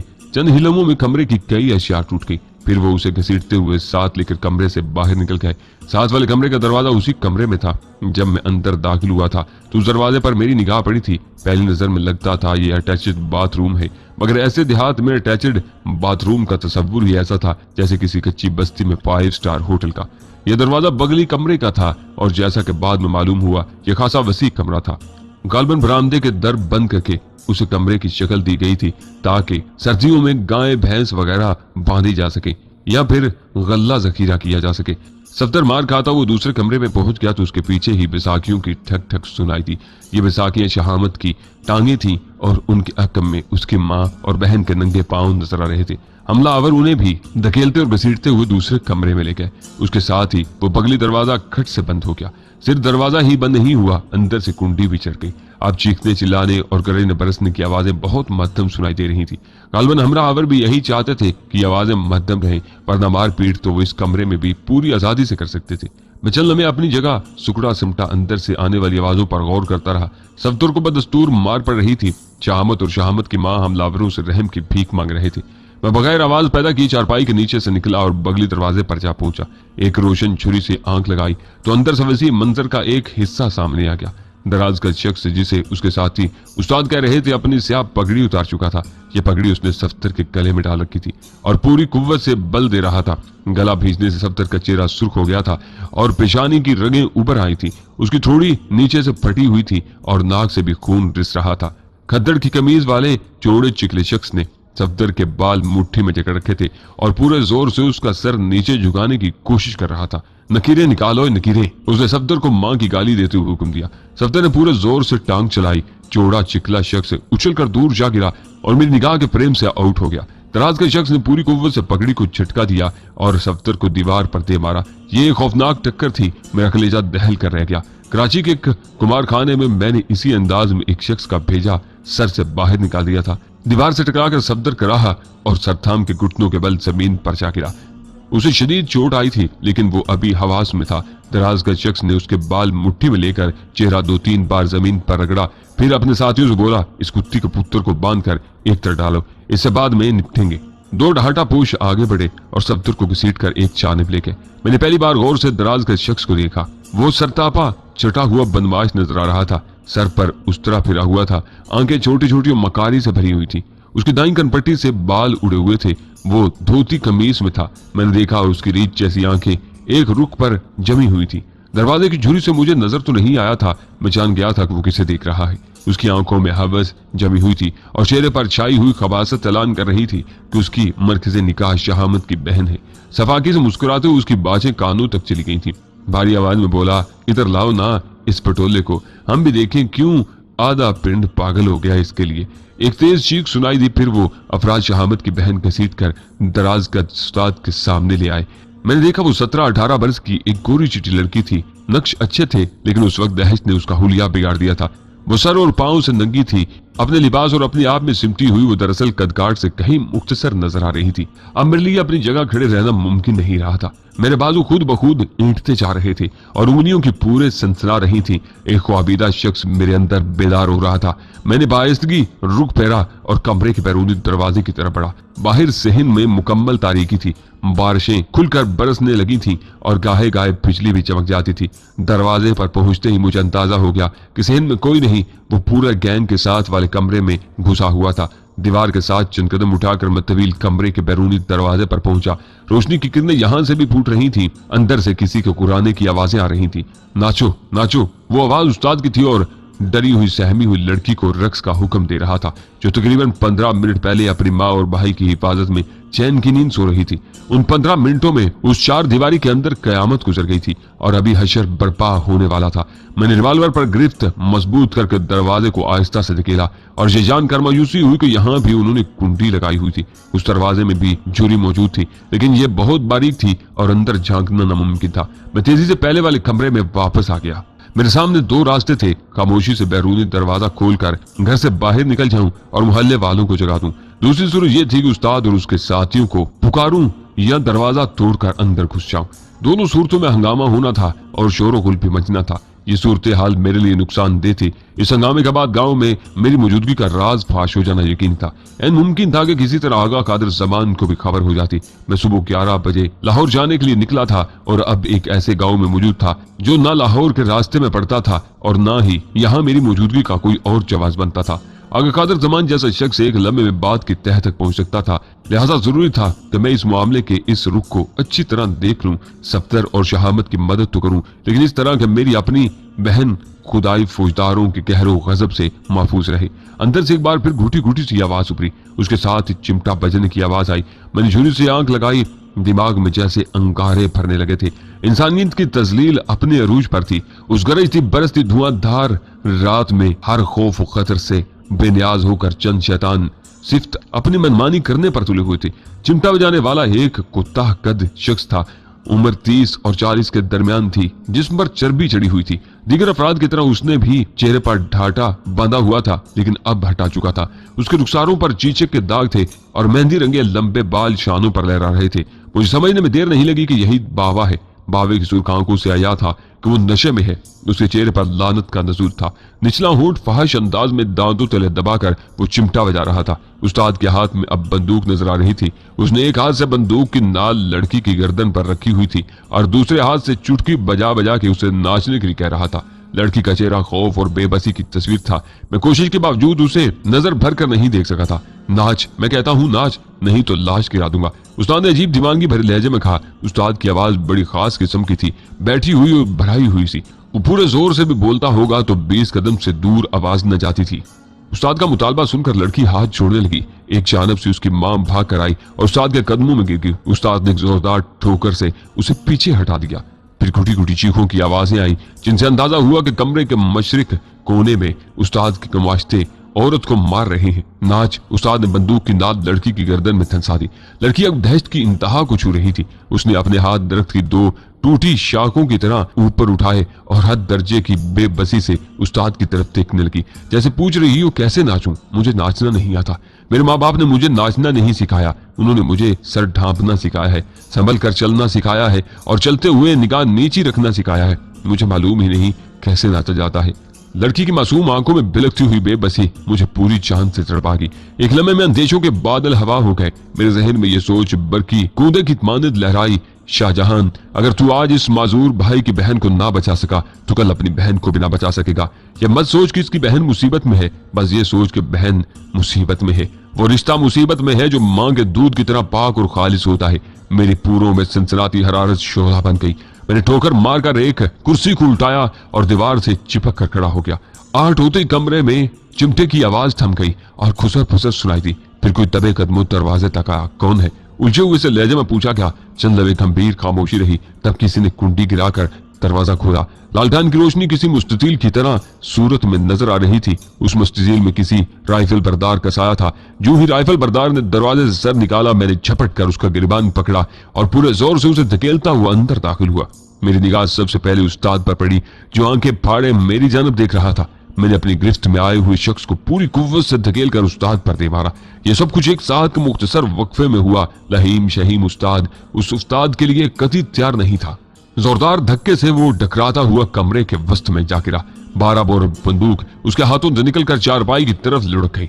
दाएं जानब खड़े 2 अफराद लाठियां सोच कर मेरी तरफ आए, लेकिन उससे बेहतर कि उनकी उठी हुई लाठियां मेरे जिस्म को छूती। मैंने भागकर एक तसल्ली बख्श टक्कर एक लाठी बरदार के सीने पर दे मारी। उस असना में दूसरे के पेट में लात पड़ी और वो कैचुए की तरह दोहरा होकर फर्श पर गिर गया। तीसरा राइफल बरदार पटी हुई आंखों से मंजर देख रहा था। राइफल उसके हाथ में थी, लेकिन वो समझ नहीं पा रहा था कि गोली चलाए या तमाशा देखता रहे। फिर गालिबन उसने गोली चलाने के लिए ही राइफल सीधी की थी कि यकायक कोई शय उसके हाथों से टकराई और वो तकलीफ से दोहरा हो गया। मैंने देखा कि सफदर के हाथ में शहामत की एक बैसाखी थी। उसने जमीन पर पड़े पड़े उस बैसाखी से राइफल बरदार को शदीद जरब लगाई थी। दर हकीकत यह लम्हा उस लड़ाई में फैसला कुन हैसियत रखता था। मैं राइफल बरदार से कुछ 4 गज के फासले पर था।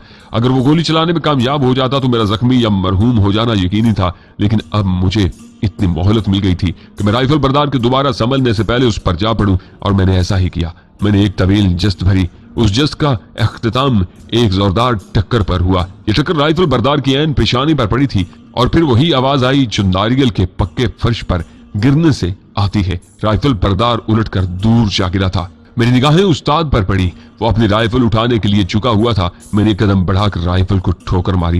वो चारपाई के नीचे घुस गई। उसके साथ ही मेरा बायां बाजू सांप की तरह उस्ताद की गर्दन से लिपट गया और रिवाल्वर की सर्द नाल उसकी कनपट्टी से लग गई।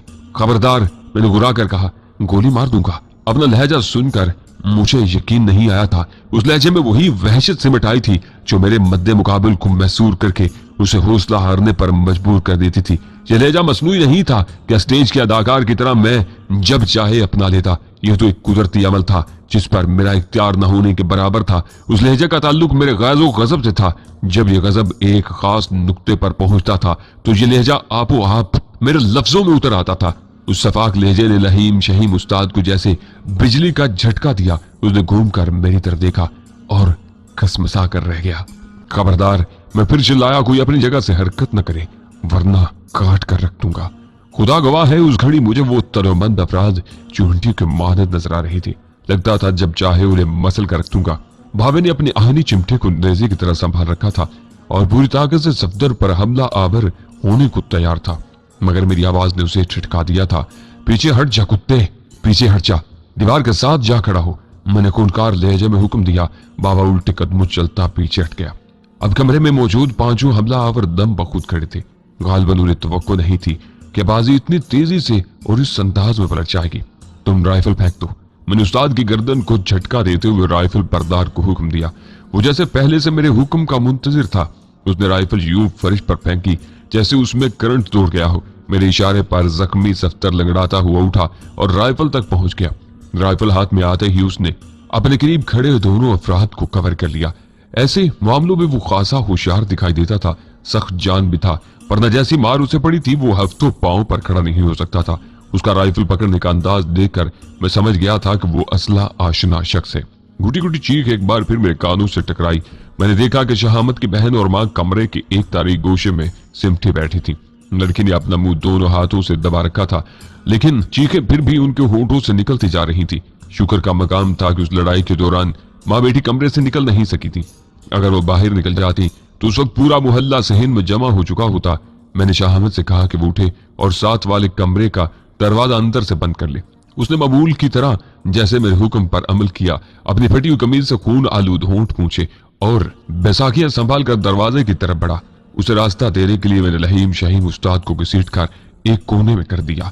उस्ताद की गर्दन पर बेपनाह दबाव था और उसकी आंखें हल्कों से बाहर ऊपर पड़ी रही थी। अगर वो मुजाहमत नहीं कर रहा था तो उसकी एक ही वजह थी। मेरा लहजा उसे बावर करवा चुका था कि अगर वो मुजाहमत करने पर मजबूर हुआ तो मैं उसे इन्ना लिल्लाह करने में जरा सी भी ताखीर नहीं करूंगा। रही सही कसर मेरी गिरफ्त ने पूरी कर दी थी। ये गिरफ्त उस बात का ठोस सबूत थी कि ऊंट पहाड़ के नीचे आ चुका है। जोरावर होने के बावजूद उस्ताद गर्दन को मामूली सी हरकत भी न दे सकता था, और अगर देता तो होंठों से कराह निकल जाती थी। दरवाजा अंदर से बंद हो गया तो मैंने शहामत से कहा कि वो चारपाई के नीचे से दूसरी बंदूक भी निकाल ले और उसे अनलोड करके गोलियां मुझे दे दे। थोड़ी सी कोशिश के बाद शहामत ने गोलियां निकालकर मेरी तरफ बढ़ा दी। अब मैं बिल्कुल बेफिक्र था। मैंने बादे को हुक्म दिया कि वो पगड़ियों से अपने तीनों साथियों के हाथ पुष्ट पर बांध दे। भावे ने खुश्क लबों पर जुबान फेर कर उस्ताद का तारीख चेहरा देखा और फिर फौरन मेरी हदायत पर अमल करने के लिए हरकत में आ गया। उसने जगह बाद दीगरे तीनों अफराद को हाथ बांध दिए थे। सफ्तर ने अपनी निगरानी में मजबूत किरें लगवाई। बाद अज़ां बावे के हाथ सफ्तर ने बांधे। उस अरसे में उस्ताद बदस्तूर घुटी घुटी आवाज में बोलता रहा। मालूम नहीं वो क्या कह रहा था। मैंने उसकी गर्दन पर बहुत नबातुला दबाव डाल रखा था। वो बोल तो सकता था मगर उसकी बकवास मेरी समातें खराश नहीं कर सकती थी। मुझे मालूम था वो कोई काम की बात नहीं कर रहा, सिर्फ फुसफुसी धमकियां दे रहा है या मसाहलत की पेशकश कर रहा है। मुझे उन दोनों मामलों से कोई दिलचस्पी नहीं थी। चारों अफराद के हाथ बंद गए थे तो मैंने उस्ताद की गंजी कनपटी से पिस्तौल हटाकर गर्दन छोड़ दी। वो शहर को मसलता हुआ उड़ रहा है। देखो तुम्हें पछताना पड़ेगा, तुम्हें मालूम नहीं मैं कौन हूं। ओए कंजर है तू, मुझे पता है, मैंने गुर्रा कर कहा। मेरा गुस्सा अरूज पर था। शहाबत ने आजी से मेरी तरफ देखा और बोला, अब इस मामले को और ना बढ़ाएं जी, मेरा इनसे कोई झगड़ा नहीं, आप इनको जाने दें ताकि ये कल फिर तुम्हारी बहन को नचाने आ जाए। मैंने जहर खंत लहजे में कहा। शहामत मनमनाया, ये जोर वाले लोग हैं जी, मेरा इनसे कोई मुकाबला नहीं। आप तो चले जाएंगे लेकिन ये हमें जिंदा दरगोर कर देंगे। मैंने कहा, घबराओ मत प्यारे, अगर इस बात से डर रहे हो तो फिर ये बात कभी नहीं होगी। मैं इनको इस काबिल ही नहीं छोड़ूंगा। पुख्ता कब्रों से कभी मुर्दे निकलते देखे हैं तुमने? नहीं देखे ना। शाहमद ने खिखिया कर कहा, 2 मिनट के लिए एक तरफ आकर मेरी बात सुन ले। मैंने गहरी नजरों से शाहमद को देखा। शाहमद की हक में उसकी माँ और हमशीरा नजर आ रही थी। दोनों कमरे के उसी नीम तारी गोशे में सिमटी बैठी थी। उनकी आंखों में भी फरियाद थी, जैसे वो जुबान खामोशी दरख्वास्त गुजार हो कि मैं शाहमद की बात सुन लूं। मैंने सफदर से कहा कि उस्ताद को निशाने पर रखे और जरा से शुबे पर उसकी मुसीबत आसान कर दे। सफदर ने इकरार में सर हिलाया। वो सख्त जख्मी था लेकिन मेरे एतमाद ने उसे चाको चुबंद कर दिया था। मैं शाहमद को लेकर साथ वाले कमरे में आ गया। शाहमद ने रोते हुए हाथ छोड़ दिए। भाई साहब, हम पर रहम कीजिए, ये बहुत बुरे लोग हैं, इनको छोड़ दीजिए। मैंने कहा, उल्टी बात कर रहे हो भाई, बुरे को छुड़वाते हैं कि पकड़वाते हैं? वैसे उस्ताद है कौन? शाहमद ने कहा, इसका नाम कारबीन है, बड़ा खतरनाक गुंडा है। मैंने सुना था कि बावे से इसकी जान पहचान है, आज आंखों से देख लिया है। ये बड़ा जालिम है जी, कब्र तक बंदे का पीछा नहीं छोड़ता। और बोलते बोलते शाहमद चुप हो गया, सहम कर अपने खोल में सिमट गया। रुक क्यों गए, बोलते क्यों नहीं? मैंने उसे घूरा। वो खून आलूद होंठों पर जुबान फेर कर रह गया।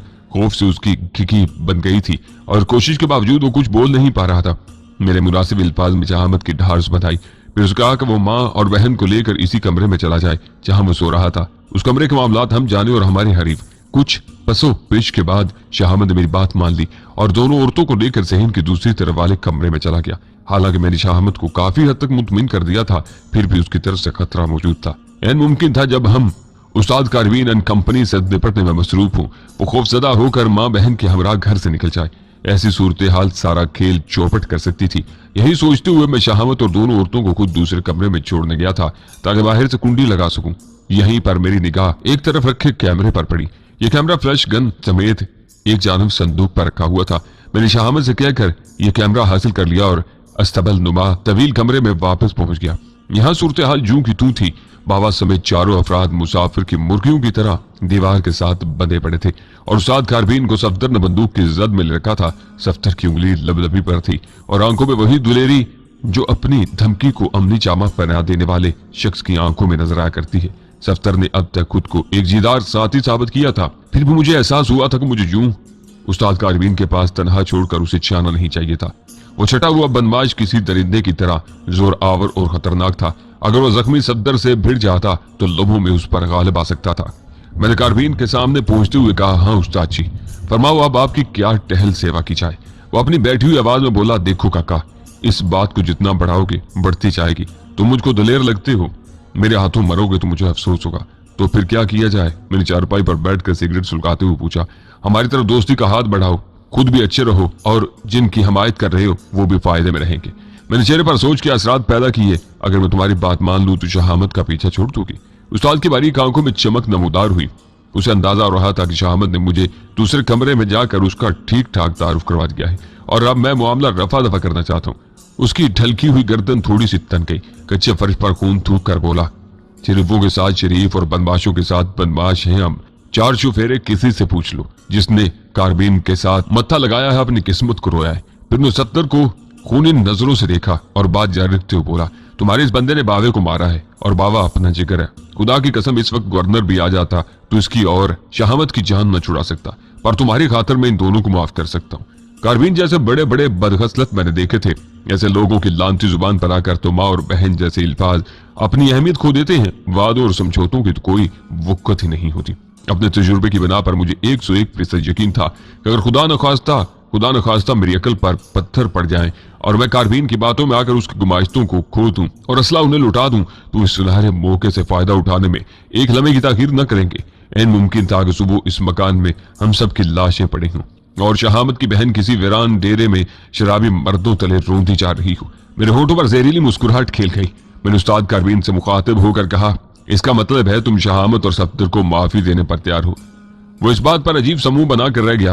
मैंने अपना सवाल मुकम्मल करते हुए कहा, लेकिन अगर उन्होंने माफी ना लेनी हो तो क्या मतलब? उस्ताद ने खुश्क लहजे में कहा, मतलब ये कि अगर उन्होंने माफी लेने के बजाय तुम्हारी दुम में नमदा फिट करने का फैसला कर रखा हो।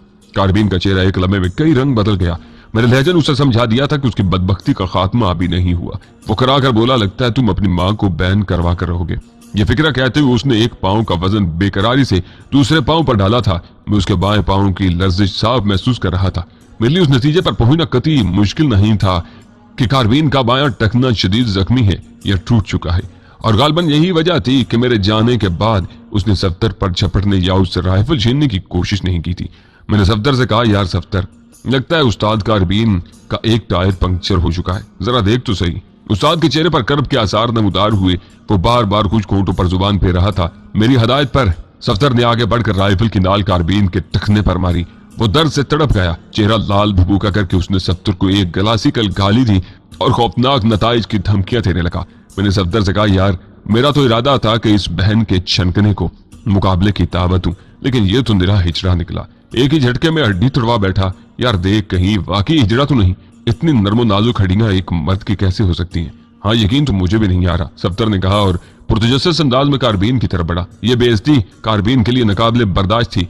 उसके मुंह से गालियों का गलीज फवारा फूट पड़ा। उसके साथ साथ वो सफ्तर से बचने के लिए पीछे हट रहा था। यूं ही वो मेरे करीब पहुंचा, मैंने पूरी नफरत से एक टांग उसकी पीठ पर जमाई और वो चीखता हुआ बावे पर जा ढेर हुआ। इससे पहले कि वो उठता, मैं उसके सर पर पहुंच गया था। मेरे दिमाग में चिंगारियां भरी हुई थी। आंखों में थोड़ी देर पहले का वो मंजर घूम रहा था जब ये कबीर इंसान ने एक बेगुनाह लड़की की गर्दन में बंदूक धंसा कर उसे नाच दिखाने पर मजबूर कर रहा था। वो टूटी शाखों की तरह उठे हुए हाथ और एक फरियादी निगाह मेरे तसव्वुर में चिमट गई थी। मैंने फर्श पर पड़े उस्ताद की एक टांग पर पांव रखकर दूसरी टांग अपने हाथ में ले ली। उसका जख्मी टखना मेरे हाथ में आया तो वो ज़िबा होते हुए बकरे की तरह चीखा। अगर उसका लाउड स्पीकर खराब न होता तो यह आवाज गली के आखिरी सिरे तक जाती, मगर अब यह आवाज कमरे के अंदर ही गूंज कर रह गई थी। मैंने टखने को 2-3 झटके दिए तो उस्ताद जमीन पर सर टेकने लगा। कितना कम हिम्मत है इंसान, फिर भी मनमानियां करता है। जुल्म करते हुए ये नहीं सोचता कि जुल्म सह भी सकता है या नहीं। यही एहसास मैं उस्ताद को दिलाना चाहता था। उसका टखना टूट चुका था और चोट ठंडी होकर नाकाबिले बर्दाश्त हो गई थी। ऐसे में मामूली सी जुम्बश भी बर्दाश्त नहीं होती। कहां मैं उसका पांव रबड़ की तरह मरोड़ रहा था। तकलीफ की शिद्दत से उस्ताद कारबीन जैसे पागल हो गया। पहले उसने मुझे खौफनाक गालियां दी, फिर मिन्नतें समाजतें करने लगा। मिन्नतें समाजतें नाकाम हुई तो मुझ पर झपटने की कोशिश की। नतीजे में ऊंधे मुंह जमीन पर गिरा और एक बार फिर गालियों पर उतर आया। मैं भी यही चाहता था कि उसके अंदर गालियों की जितनी वैरायटी मौजूद है आज खर्च हो जाए। अब उसके मुंह से राल टपक रही थी और रंग लीमू की तरह जर्द हो चुका था। सरतोड़ कोशिश के बावजूद वो अपनी टांग मेरे पहलवानी ताव से आजाद नहीं करवा सका था, और यही बात उसके साथियों के लिए ज्यादा दहशतनाक थी। वो दम बखुद बैठे थे। कारबीन नीम जान हो गया तो मैंने गिरबान से पकड़कर झटका दिया और उसे सीधा खड़ा कर दिया। वो देव का देव थर थर कांप रहा था और हाय हाय कर रहा था। मैंने सफदर से कहा, तुझे चिमटा बजाना आता है? उसने नफी में सर हिलाया। मेरे तासरात देखकर सफदर भी दम बखुद सा नजर आता था। मैंने जमीन पर पड़ा चिमटा उठा लिया और उस्ताद कारबीन को हुक्म दिया कि वो डांस करे। हाय मेरा घुटना, हाय होए मैं मर गया। उस्ताद बच्चों की तरह रो रो कर बहानेबाजी करने लगा। ऐसे लहीम शहीम आदमी का बच्चों की तरह गिड़गिड़ाना और बहानाबाजी करना जरा मुश्किल से तसव्वुर में आता है, लेकिन ऐसा होता है। मैंने बारहा ऐसा देखा है। बड़े बड़े फन्ने खां और जोरावर लोग अजियत से बेबस होकर बच्चों की तरफ बिलखते हैं और फकीरों की तरह रहम की भीख मांगते हैं। उस्ताद कारबीन भी यही कर रहा था। उसका टखना चिकना चूर था और मेरी दस्तरस में था। उसे अपने बचाव की कोई सूरत नजर नहीं आ रही थी।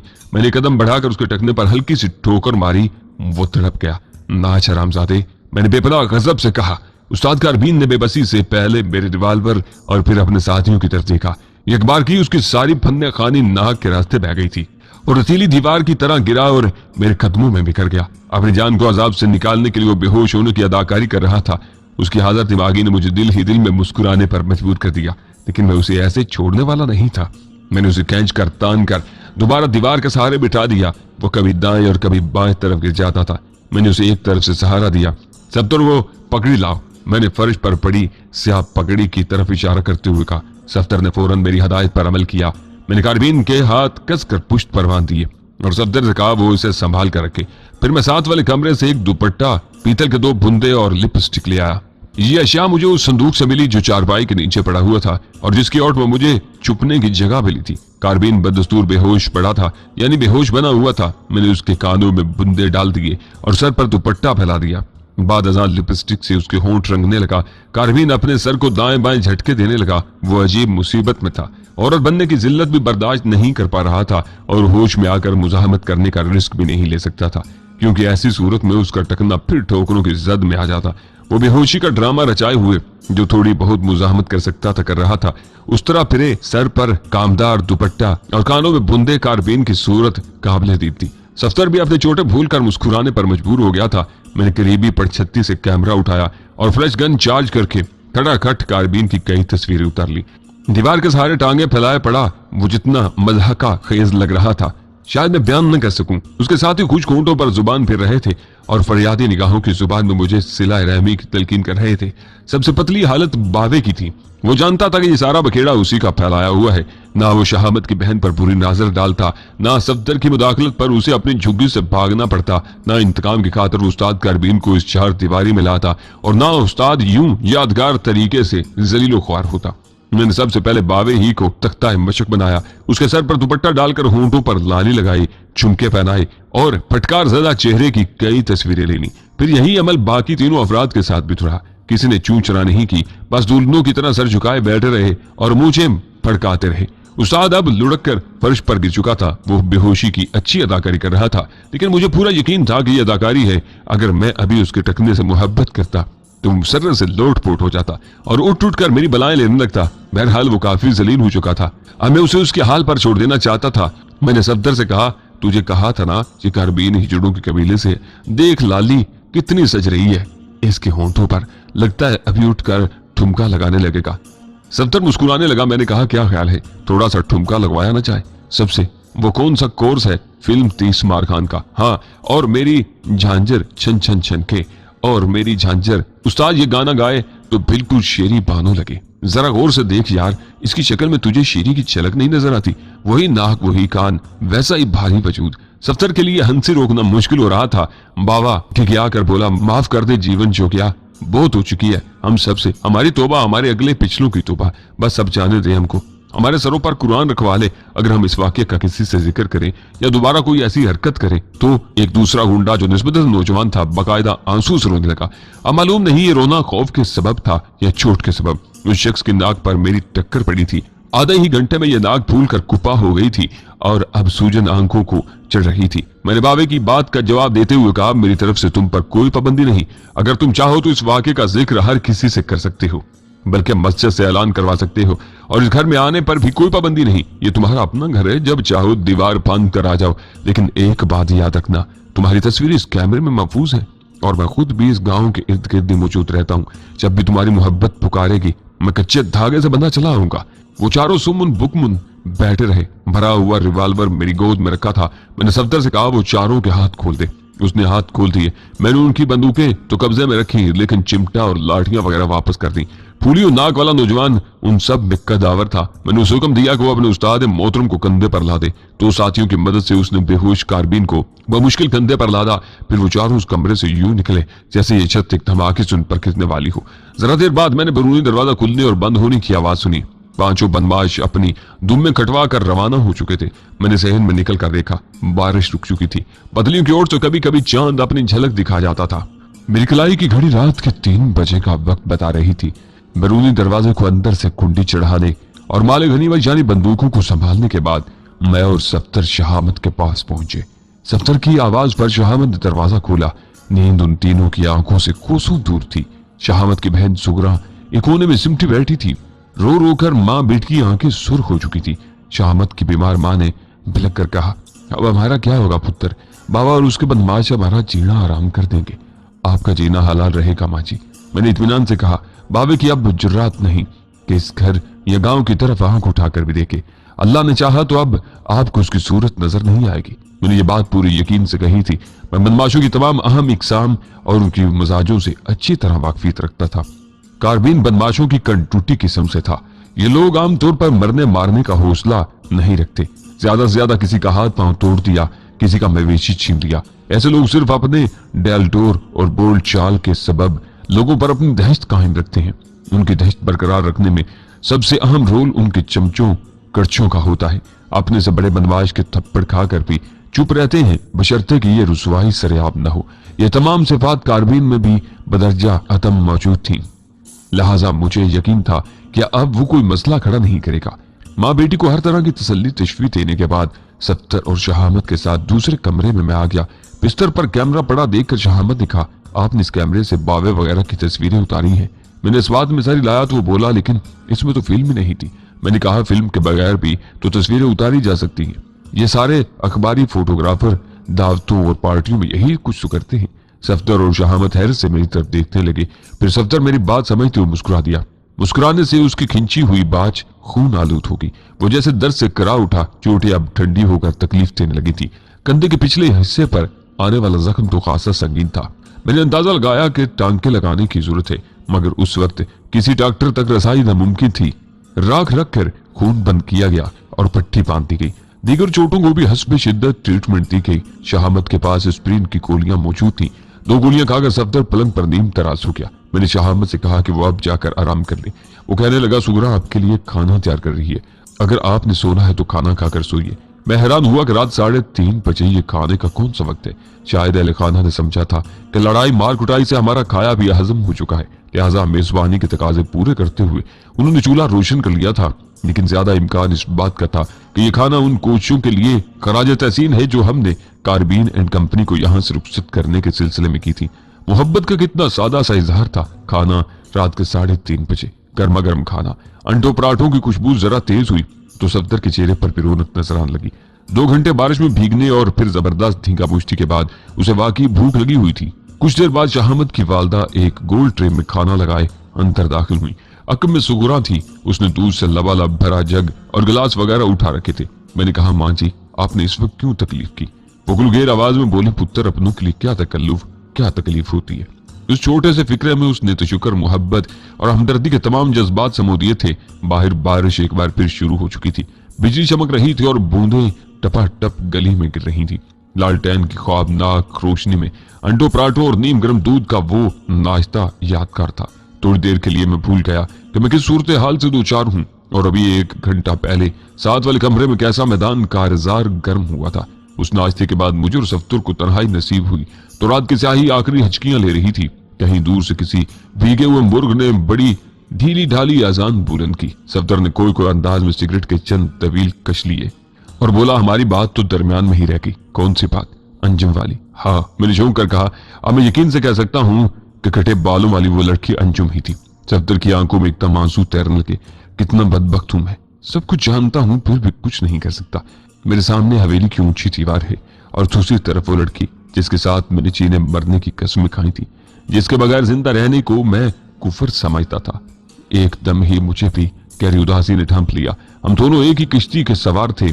उस ऊंची दीवार की दूसरी तरफ सफ्तर का प्यार था और मेरी प्यारी बहन थी। वो दीवार हम दोनों की दुश्मन थी। उसमें लगा हुआ ईंट गारा, उस पर खिंचे हुए खारदार तार और तारों में दौड़ता हुआ करंट, ये सब कुछ हमारे जज्बों का इम्तिहान था।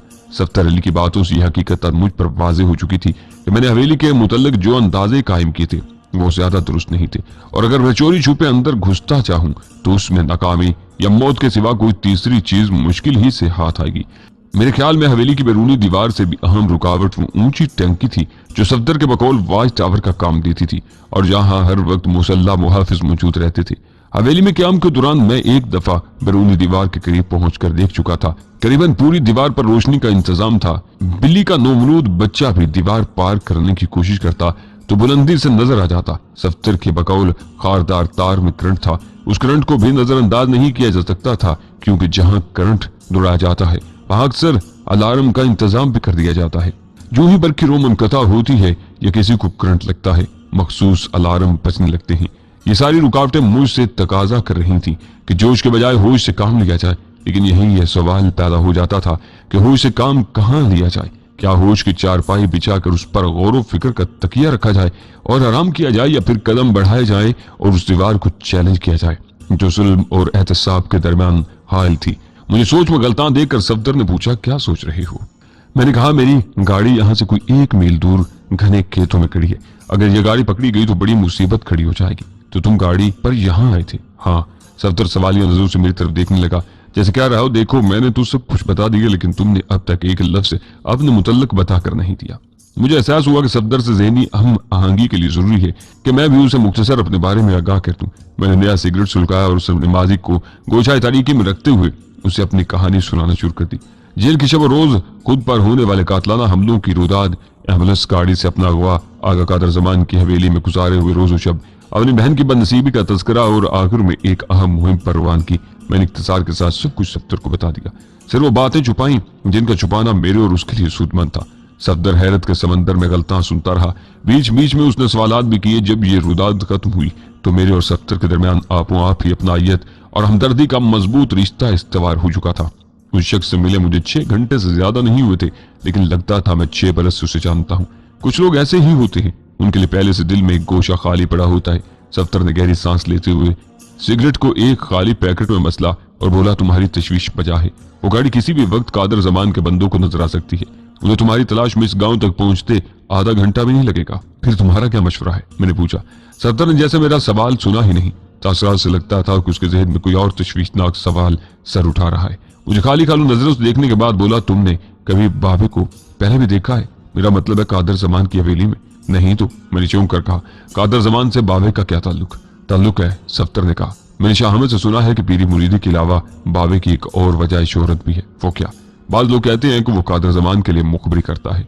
हर गांव देह में कादर जमान का कोई ना कोई मुखबर मौजूद रहता है और इस गांव में बाबे को मुखबरी का जिम्मेदार समझा जाता है। तशवीश की एक लहर मेरे जिस्म में भी दौड़ गई। अगर बाबे का हवेली से कोई ताल्लुक था और उसने मुझे हवेली में देख लिया था तो जबरदस्त गड़बड़ हो सकती थी। मेरी यहाँ मौजूदगी की इत्तला कादर जमान को हो सकती थी। इम्कान 8-10% से ज्यादा नहीं था, लेकिन इम्कान तो था। फिर एक और बात मेरे जहन में आई। अगर कादर जमान ने मुखबरी का निजाम कायम कर रखा था तो मुमकिन था कि सिलसिला शहर तक फैला हुआ हो, खास तौर पर उन लोगों के गिर्द जो कादर जमान के निशाने पर थे या उससे किसी किस्म का ताल्लुक रखते थे। ऐसी सूरत में सुप्रिटेंडेंट जेलर अहमद रज्जाल शाही के गिर्द भी कादर जमान के मुखबर मौजूद हो सकते थे। ये मुखबर कादर जमान को इत्तला पहुंचा सकते थे कि कल जो शख्स रज्जाल शाही को कत्ल करने के लिए मिशन पर हवेली से रवाना हुआ है वो अभी तक रास्ते ही में कहीं अटका हुआ है। मैं इस बारे में जितना सोच रहा था, मुझे इसे जरूरी महसूस हो रहा था कि मैं जल्द से जल्द लाहौर पहुंच जाऊं। अभी पो फूटी नहीं थी कि मैं शाह अहमद के घर से रुखसत होने के लिए तैयार हो गया। सुगरा ने मेरी शलवार धो दी थी और जहां तक हो सका था शेरवानी से कीचड़ वगैरह भी साफ करती थी। मेरे लिए सबसे बड़ा मसला जूतों का था। जैसा कि मैंने बताया है, अपना सलीम शाही जूता मैंने गाड़ी से उतरने के बाद रास्ते में ही उतार फेंका था। शाह अहमद के घर में नंगे पांव पहुंचा था और अब तक नंगे पांव था। मैंने अपने नंगे पांव देख लिए थे जब सफदर ने मेरी मुश्किल आसान करने के लिए अपनी दुश्वारी रंग की गुरगाबी मेरे सामने फेंक दी। पहन लो यार, मेरा ख्याल है आ जाएगी। मैंने गुरगाबी में पांव के सेड़ा। सफदर के ख्याल की तस्दीक होगी। गुरगाबी मुझे पूरी थी, जो थोड़ी बहुत तंग थी वो चलने फिरने से दूर हो सकती थी। मैं जाने के लिए तैयार हुआ तो शाह अहमद की माँ रोती हुई मेरे गले से लिपट के, पुत्र आज तू हमारे लिए रहमत का फरिश्ता बनकर आया, लेकिन तेरे बाद हमारा क्या बनेगा? हमें लवारिस करके मत जा। शाह अहमद ने भी दबे लफ्जों में खदशे का इजहार किया कि कहीं बाबा और उसके बंदे फिर ना आ जाएं। मैंने कहा, आप मुझ पर भरोसा रखें, ऐसे शोधों से निपटने का मुझे बड़ा तवील तजुर्बा है और इसी तजुर्बे की बिना पर मैं आपको गारंटी दे रहा हूं कि अब आपको अपना काला मुंह नहीं दिखाएं तो वो। वैसे भी मैं आपकी तरफ से बेखबर नहीं रहूंगा। हो सकता है 1-2 रोज में फिर यहाँ का चक्कर लगाऊं। फिर मैंने सफदर को एक तरफ ले जाकर कहा, मुझे 1% भी यकीन नहीं कि कारबीन फिर इधर का रुख करेगा। अगर तुम ज्यादा ही एहतियात करना चाहते हो तो माले गनीमत में से एक राइफल लोड करके पास रख लो। कुछ और नहीं तो तुम्हारे मेजबानों का हौसला ही बुलंद रहेगा। वो इकरार में सर हिलाने लगा। मुझे काफी मुतासर नजर आता था। उसकी आंखों में अभी तक उस मंजर की परछाइयां थी जब ग्रांडियल कारबीन मेरे पहलवानी तर्ज के दाव में कबूतर की तरह फड़फड़ा रहा था और निकलने से कासिर था। मैंने उसका कंधा दबाते हुए कहा, और अब खुद को अकेला न समझना, मेरे लिए अंजुम और अपनी बहन में कोई फर्क नहीं। इंशाल्लाह वो दोनों रिहा होंगी और बहुत जल्द होंगी। अहले खाना को खुदा हाफिज कहकर मैं शाहमद के मकान से निकला और नीम तारीख गली में एहतियात से चलता जुनूब की तरफ बढ़ने लगा। शाहमद के घर से एक बहुत पुरानी बरसाती मुझे दस्तयाब हो गई थी। उसने कटी पटी बरसाती ने बारिश को खैर क्या रोकना था, मेरी स्याह शेरवानी जरूर छुपा ली थी। अब रास्ते में कोई देख भी लेता तो वो ज्यादा हैरत का इजहार न करता। गांव से निकलकर मुझे कदर इत्मीनान हुआ और मैं मकई के खेतों में एक तंग रास्ते पर आगे बढ़ने लगा। बारिश ने जगह जगह दलदल बना रखी थी। एक कदम आगे और 2 कदम पीछे जाने वाला लतीफा मुझ पर सादक आता था। गांव से 3 फरलांग आगे आया था कि अचानक बारिश शिद्दत इख्तियार कर गई। उसके साथ ओले भी पड़ने लगे। ये मौसमी तब्दीली मेरे हक में थी। मैं गाड़ी तक पहुंचते हुए कम से कम अफराद का सामना करना चाहता था और बारिश उस सिलसिले में मुआवन साबित हो रही थी। करीबन 1 घंटे बाद मैं उस खेत में पहुंचा जहां गन्नों और धुले धुलाए सब्ज पौधों के दरमियान सुर्ख निशान सनी की झलक दिखाई दी, जैसे वो एक चमचम करती हुई शीशा हो और अपनी रूमानी मजबूरियां समेटने किसी का इंतजार कर रही हो। अंधाधुंध बारिश ने नशीबो फराज एक करके रख दिए थे और टायरों के निशानात पानी में खत्म हो चुके थे। मैं छप छप पानी में चलता गाड़ी तक पहुंचा और दरवाजा खोलकर अंदर घुस गया। अंदर पहुंचते ही यकबस्ता हवा से निजात मिल गई। मैंने एक आईने में अपना चेहरा देखा। चेहरे और सर के बालों का ब्राउन रंग भीगने के बावजूद जूं का तूं था, बिल्कुल असल मालूम हो रहा था। मैंने डैशबोर्ड से कंगा निकालकर बाल फिर सीधे ऊपर को बना लिखे। ब्राउन मूंछें और भुआं ने मेरी सूरत हैरान कुन हद तक बदल रखी थी। रही सही कसर आइलैंड्स ने पूरी कर दी थी। हुलिये की तरफ से मुतमईन होकर मैंने गाड़ी को स्टार्ट किया और रिवर्स गियर लगाकर खेत से बाहर लिया। अब एक तवील बल खाता कच्चा रास्ता मेरे सामने था जो जगह जगह पानी में डूबा हुआ था। एक बार फिर मैंने वही शॉर्टकट इस्तेमाल किया जिसने हवेली तक मेरा सफर करीबन 14 मील कम कर दिया था। 6 मील का नहायत कठिन सफर करके मैं करीबन 1 घंटे में उस ब्रांच रोड पर पहुंच गया जो ट्रेमो हेड वर्क्स के करीब मेन रोड से जा मिलती थी। उस वक्त तक 8 बज चुके थे। छाजों बरसती बारिश में इक्का दुक्का गाड़ियां ही दिखाई देती थी। मैंने एक जगह रुक कर चाय पी, ताजा अखबार पर नजर दुराई और फिर पूरी रफ्तार से लाहौर की तरफ रवाना हो गया। दोपहर के 2:30 बजे थे जब मैंने रावी का पुल पार किया और लाहौर में दाखिल हो गया। रावी रोड पर बादशाही मस्जिद की झलक नजर आई। उसके साथ ही मीनार पाकिस्तान सर उठाए खड़ा था। पस मंजर में शाही किले के दरो दीवार थे। भूले बिसरे मनाजर आंखों में उतरे तो सीधे में यादों की कई गठरियां खुल गई। फिजाओं से जानी पहचानी खुशबू आने लगी और समाज में वो आवाजें रस घोलने लगी जो हर शहर की अलग पहचान होती हैं। मैंने अगर पिछले कई घंटे से आंखें बंद भी रखी होती तो यहाँ पहुंचकर मैं यकीन से कह सकता था कि जिस शहर में मैं पहुंचा हूँ वह लाहौर है। जिंदगी से मामूर जिंदा दिलों का गहवारा जिंदा लाहौर। मुख्तलिफ जानी पहचानी सड़कों से गुजरता हुआ मैं लोअर माल की तरफ चलाया। मैं रास्ते में यह तय कर चुका था कि मुझे गाड़ी कहाँ रोकनी है। लोअर माल से चोबर जी की तरफ जाते हुए मैं रास्ते में एक होटल की पार्किंग में जा रुका। यह जगह मेरे लिए हर तरह से महफूज थी और ये भी उम्मीद थी कि कमरा मिल जाएगा। गाड़ी लॉक करके मैं बाहर निकला तो एक पुलिस पार्टी होटल से निकलने के बाद दांतों में खलाल करती अपनी पेट्रोलिंग गाड़ी में बैठ रही थी। मैं उस वक्त एक मफरूर था और हर मफरूर पुलिस को देखकर अंदर से फड़कता जरूर है। मैं भी थोड़ा सा फड़का, लेकिन अब ऐसा भी नहीं था कि ये फड़काहट चेहरे तक आ जाती। मैंने एक उछिटती निगाह कानून के मुहावजों पर डाली और उनके पास से गुजरता हुआ होटल में आ गया। हस्बे तवक्को मुझे एक डबल बेड दस्तयाब हो गया। फर्जी शनाख्ती कार्ड पर मेरा नाम चौधरी एहसान इलाही दर्ज था। मेरा कमरा उसी नाम से बुक हुआ। मैं हेड वेटर को खाने और लिबास के मुताल्लिक कुछ जरूरी हदायत देकर अपने कमरे में आराम करने लगा। खाने से फारिग हुआ तो शाम के 5 बजे थे, लेकिन मैंने उस 5 को रात का 1 जाना और लंबी तान कर सोने का इरादा कर लिया। सोने से पहले अक्सर लोगों की तरह मुझे भी हल्का फुल्का म्यूजिक भाता है। बेड के सराहने साइड टेबल में एक रेडियो टेप रिकॉर्डर फिट था। मैंने रेडियो ऑन किया। एक स्टेशन से फिल्मी गाने और गजलें वगैरह नशर हो रही थी। मैंने नाव घुमाकर आवाज साफ की और तकिए पर सर रखकर आंखें मूंदी। मौसीकी की लहरों पर तैरता हुआ धीरे धीरे नींद की पुरस्कून झील की जानब बहने लगा, जहां सफेद बुराक बतखें तैर रही थी और आबी परिंदे चहक रहे थे। यकायक जैसे किसी ने मेरे कानों में खंजर घोंप दिया। दर्द की एक शदीद लहर दिमाग से उठी और पूरे जिस्म में तोड़ गई। समाज में एक पुराने गाने के बोल पूरी सफाकी से गूंज रहे थे। ये जिंदगी के मेले दुनिया में कम न होंगे, अफसोस हम न होंगे ये जिंदगी के मेले।